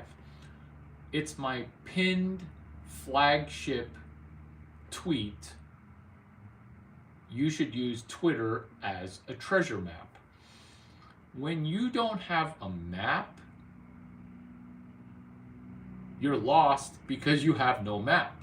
If you won't let other people see your map, that's because your map sucks. This is what they do teach you at Stanford Engineering E145. You see, on September 14, 2015, the co-founder of OpenAI asked a question: who's going to teach CS183D? On September 14, 10 years later, September 14, 2025, I came up with CS183D expanded for UC Irvine, September 14, 2025, which is lecture 1 through 20, CS183E for edit. Because lecture 4 of this video, which is edit an existing business. Lecture 4, edit an existing UC Irvine class. Lecture 4, CS183E edit Stanford Engineering, editing some Y Combinator cadaver, getting super rich. What's YC? It's a business incubator accelerator that Sam Altman used to be president of. Now Gary Tan is running it. Gary Tan, you say? Larry, I thought you're Gary Tan. Okay, we do look alike, and we do love sequels, because Gary Tan did Posterous, Postly, Posthaven. Gary Tan, YC. Sam Altman, YC. Larry Chiang, YC. CS183E is editing someone else's business class, editing somebody else's Stanford engineering class. Peter Thiel, who I mentored, Sam Altman, who I did not mentor, but I guessed his question, and then now I'm asking, how would you incorporate CS183E at Stanford Engineering if it were taught at UC Irvine? I asked that question September 14, 2025. 10 years after, Sam Altman asked the internet, who's going to teach CS183D? I already taught it via 60,000 posts on Twitter. What this springboards us from is hashtag StramGT353 Irv Grosbeck. Cost for going to Stanford, $2. You can pay me $80,000, but if you don't have $80,000 to pay me, cool. Spend, well, now almost $200 for edition number 5. New Business Ventures and the Entrepreneur. UCLA, CSM177P. I just got lucky, but at UCLA, it's CS Computer Science M177P. AI is amazing. Turning around a cliche tech accelerator. We don't have to just turn around a business. We can turn around an entire business accelerator. Let's turn around Y Combinator. Hashtag 23 days of OpenAI at ACL. Next year, October, it's hashtag 22 days of OpenAI at ACL. Next year, 2026, it's hashtag 22 days of OpenAI at SXSW. Why am I so happy with myself for this? Because if you would like to pay Larry Chiang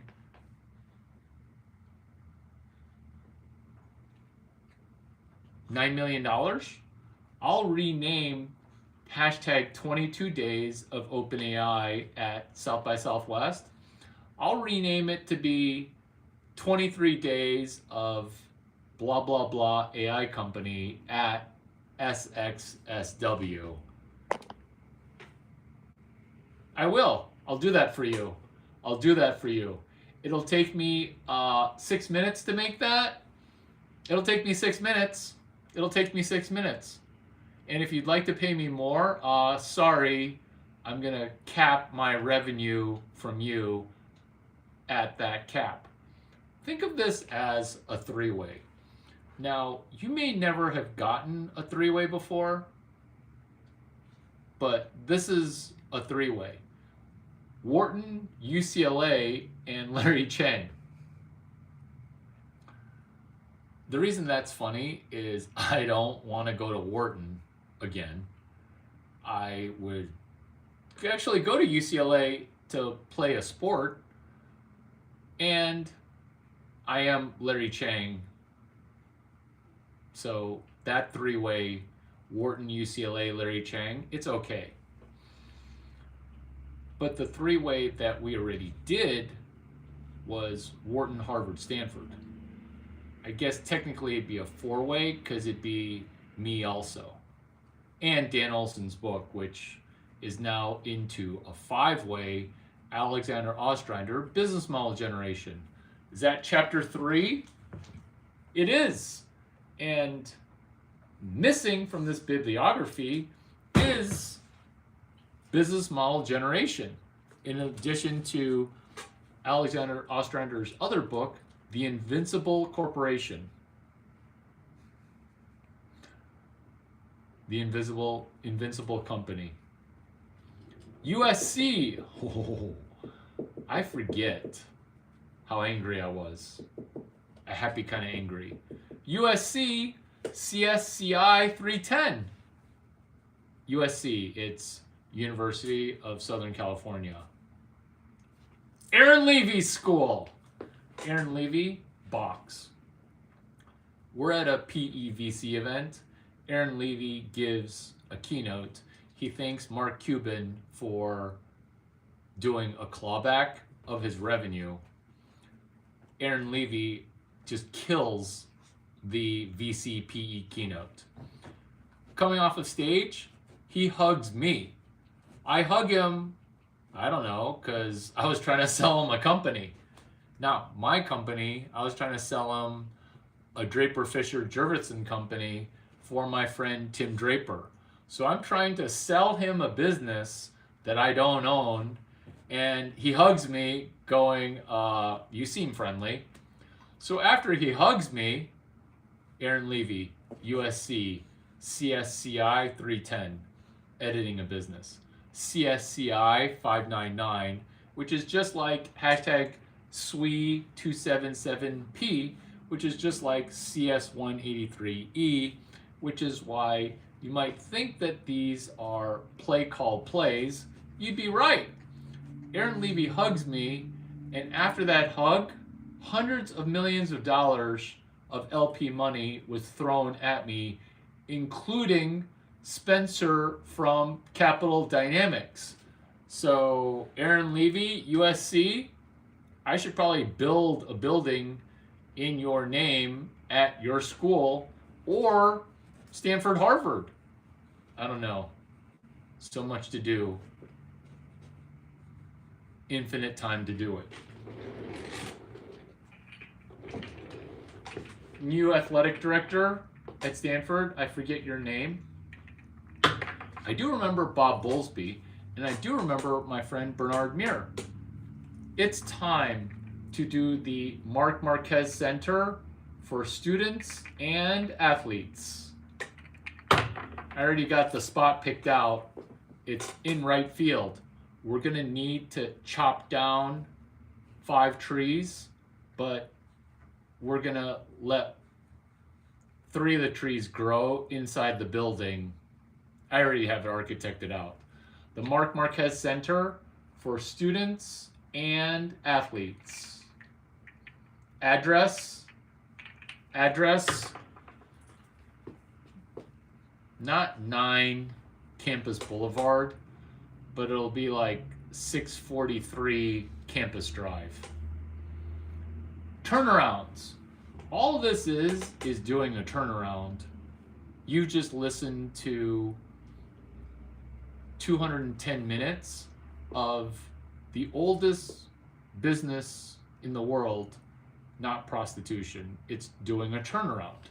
It's like the hooker with the heart of gold, where I'm the heart of gold, and the hooker that just reads to you, doesn't have sex with you. Because doing a turnaround, that's all this is. And just like we Jewish people with a JEDI in business administration, we can turn your business around where you give us 20% of the company for $0 in capital. True story, the Wright brothers. Turning around lecture 0, pre-readings. Turning around one dude, 2 stuffed animals, which is layer 2 venture capital. Layer 0, useless LinkedIn. Layer 3, useless LinkedIn. Layer 1, the calendar. Layer 2, slap a stuffed animal on it, make it slay. 1 guy, 2 stuffed animals. 1 guy, 3 books. 1 guy, lecture 1, value added man in the middle.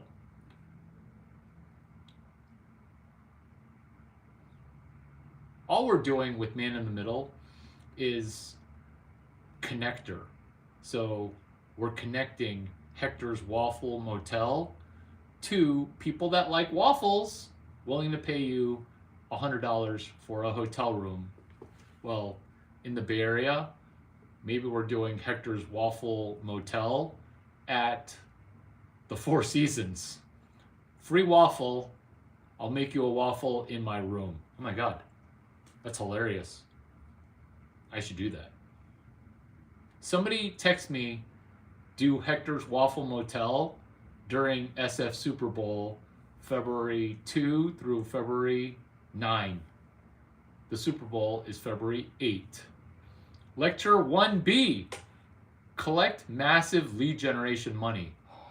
Is that also lecture 16? It is. Collect massive lead generation money. To do a business turnaround, all you're doing is collecting lead generation money. That's all it is. Lecture 2, go on lecture circuit pandering. Oh my God. Wait a minute. Did I paste copy my own stuff? Lecture 17, go on guest lecture circuit pandering. Do you see how you're going to make $50,000 selling me to Vanderbilt? I have a phone call that I'm going to be calling in on, which we should listen on. My God.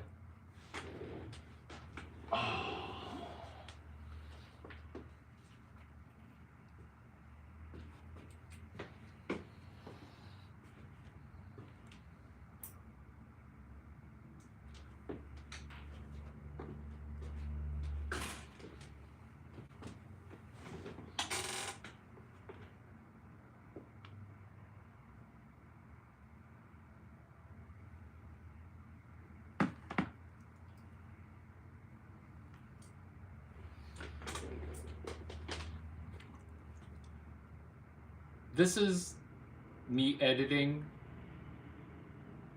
South by Southwest by changing one letter, making it great. This is chapter 3, paste copy.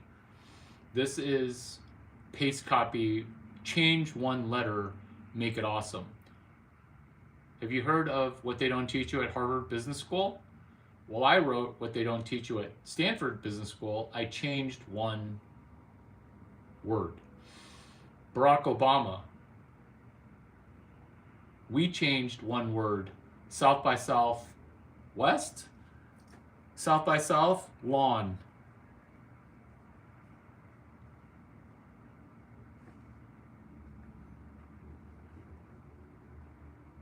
SXSL.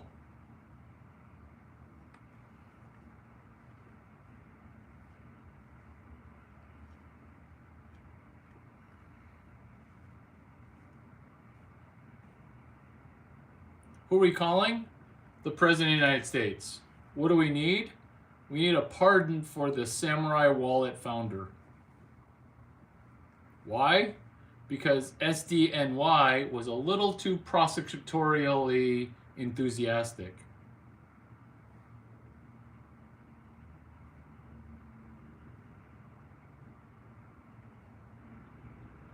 Samurai Wallet co-founder.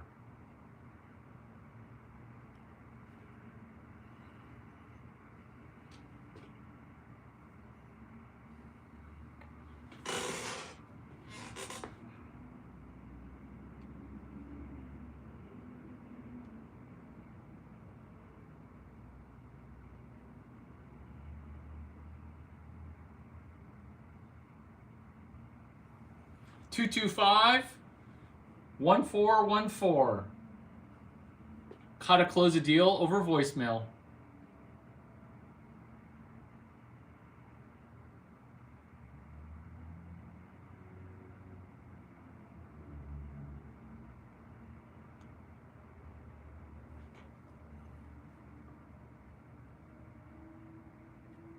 Telephone number for the White House.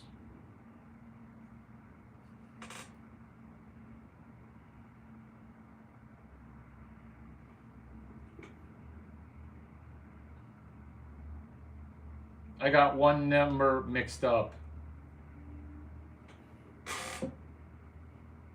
Calling the White House, closing a deal over voicemail.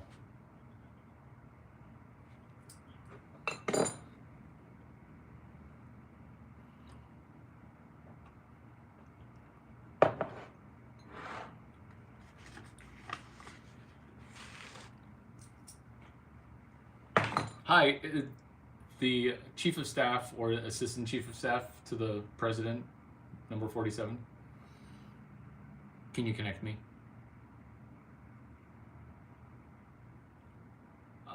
An appointment number? I do not. It's a first call in for Chiang Rodriguez, who was prosecuted by SDNY for a piece of software, and now he's got to go to jail for 5 years. Can't even make that up. He wrote a piece of software, and they took a plea deal for 5 years. Thank you. No, thank you. Appreciate you.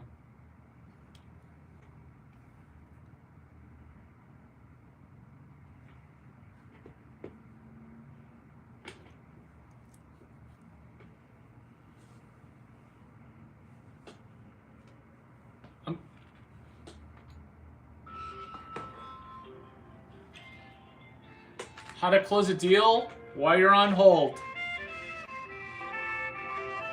This is how shit gets done.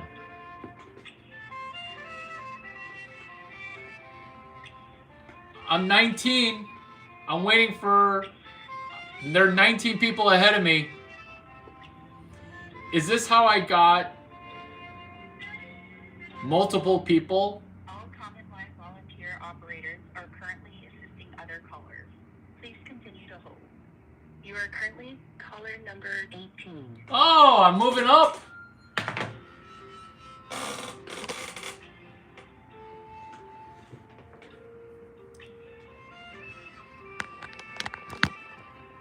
This is how to close a deal over voicemail.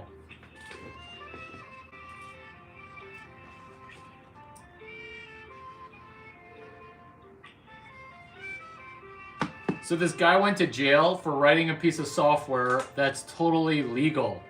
Chiang Rodriguez. All common line volunteer operators are currently assisting other callers. Please continue to hold. You are currently caller number 18 in line.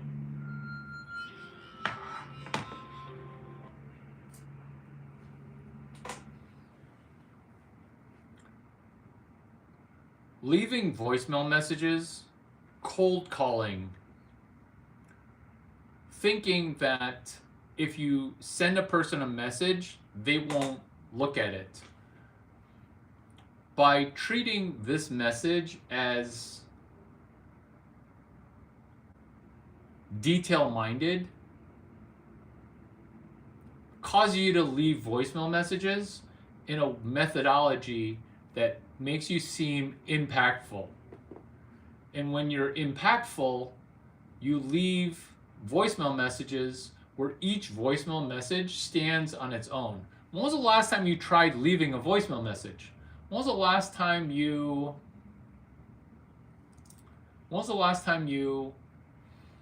left a voicemail message that cause you to close a piece of business.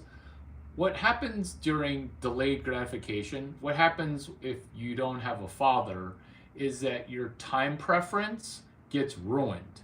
Your ability to do long-term work, your ability to leave 15 voicemail messages knowing that 80% of it is not going to work. What most people do is they do zero effort. So when zero effort gets done, then you have no shot at success. But if you think, hey, me succeeding 20% of the time causes me to be massively enthusiastic, now you're failing forward. Now you're listening to what I'm saying versus not listening, needing attention. This is your brain wired on time preference. What we're doing right now is we're calling the White House to get past a screener that then gets in front of the president to do a pardon. Oh, but Larry, that works for you. It does work, which is why we're practicing 9 ways to close a deal over voicemail. You are currently caller number 13 in line. Moving up in the world, I'm caller 13 in line. By being able to make phone calls that are cold calls and turning cold calls into warm calls, because you thinking that you don't matter causes you to not matter. Here's another cold call, which is on October 15, a cold letter. Felix, Larry@fundoffounders.com.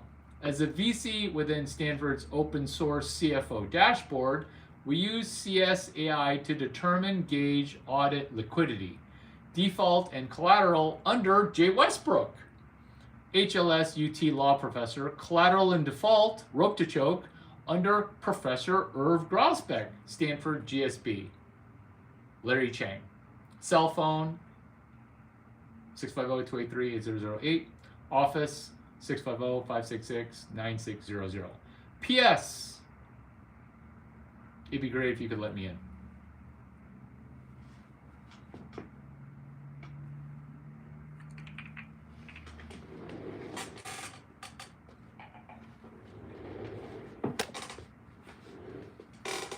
Are you guys having a good time? What has been your highlight? What has been your highlight?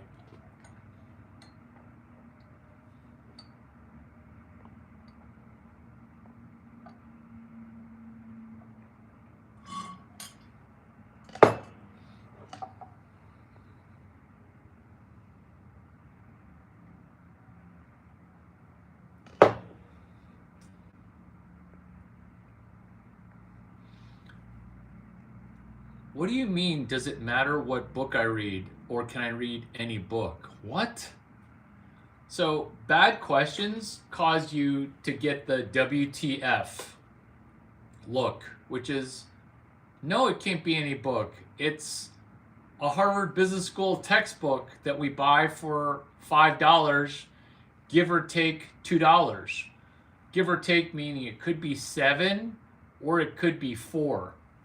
$5, give or take $3. Can it be any book?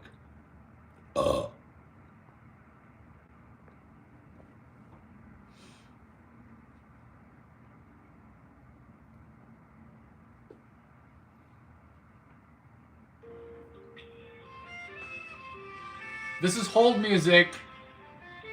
I also have the theory that the hold music, the microphone's on, so you can tell what they're saying while you're on hold. Because you convey information. You convey information.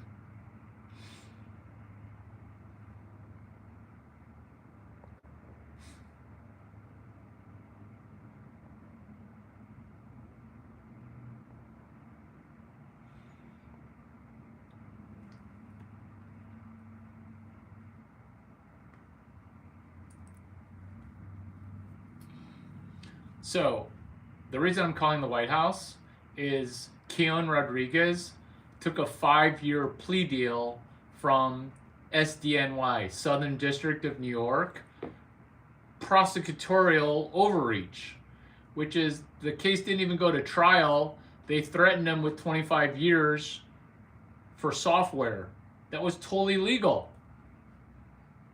Whereas the legal defense fund would have been millions and millions of dollars.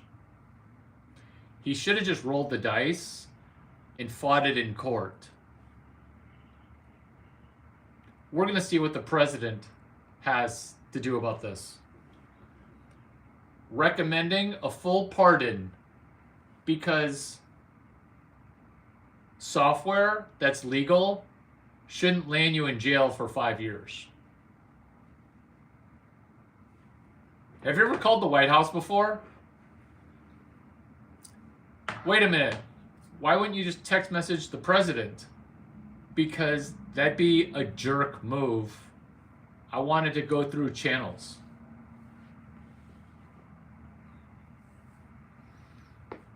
And it's courteous. And you're building a wellspring of support.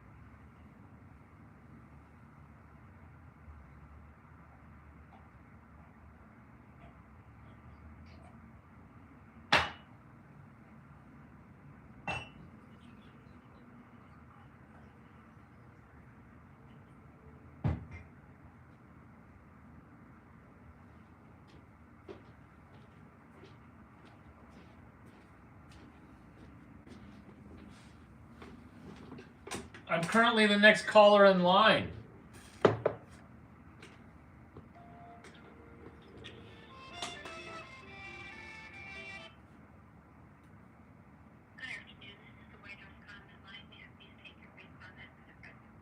Oh, thank you so much. It's Larry Chiang, Chiang.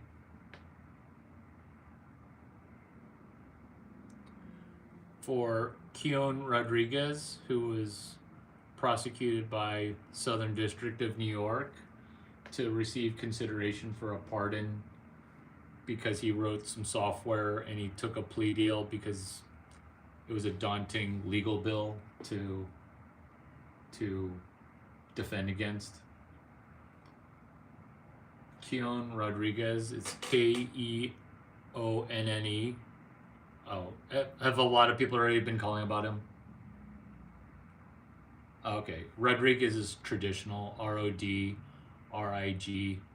yeah, where he wrote a piece of software for Samurai Wallet, and Southern District of New York grossly misinterpreted the potential use, not the true use, but the potential abuse, where I mean, just because I own a device, let's say a bottle of water, doesn't mean I drown somebody in 6 ounces of water just because I own the water. Like, just because you own the software doesn't mean that you used it for some malicious thing. And I mean, it's going to probably drop off in appeals, but actually I think he took a deal where he uh, expunged his own option to win an appeal. So it's a minority who's just a U.S. citizen, but he's just intimidated by the Southern District of New York. And I'm Larry Chiang, by the way. I'm going to talk about this at NAG, National Associations of Attorneys General, because just because you are wanting to be AG doesn't mean you should do creepily aggressive DA work. Sorry, ADDA, yeah. But like, it's the facts not only speak for themselves, but the facts are so clear. It's a piece of software that is cybersecurity. There's no, I mean, it is what software is. So then if you write Microsoft Word, which is maybe before your time, you can use that to say bad things that cause people to be angry, but that you can't fault, like, it's, yeah. So thank you so much. Okay, do you need my contact information? It's 650. Okay, thank you. That's how it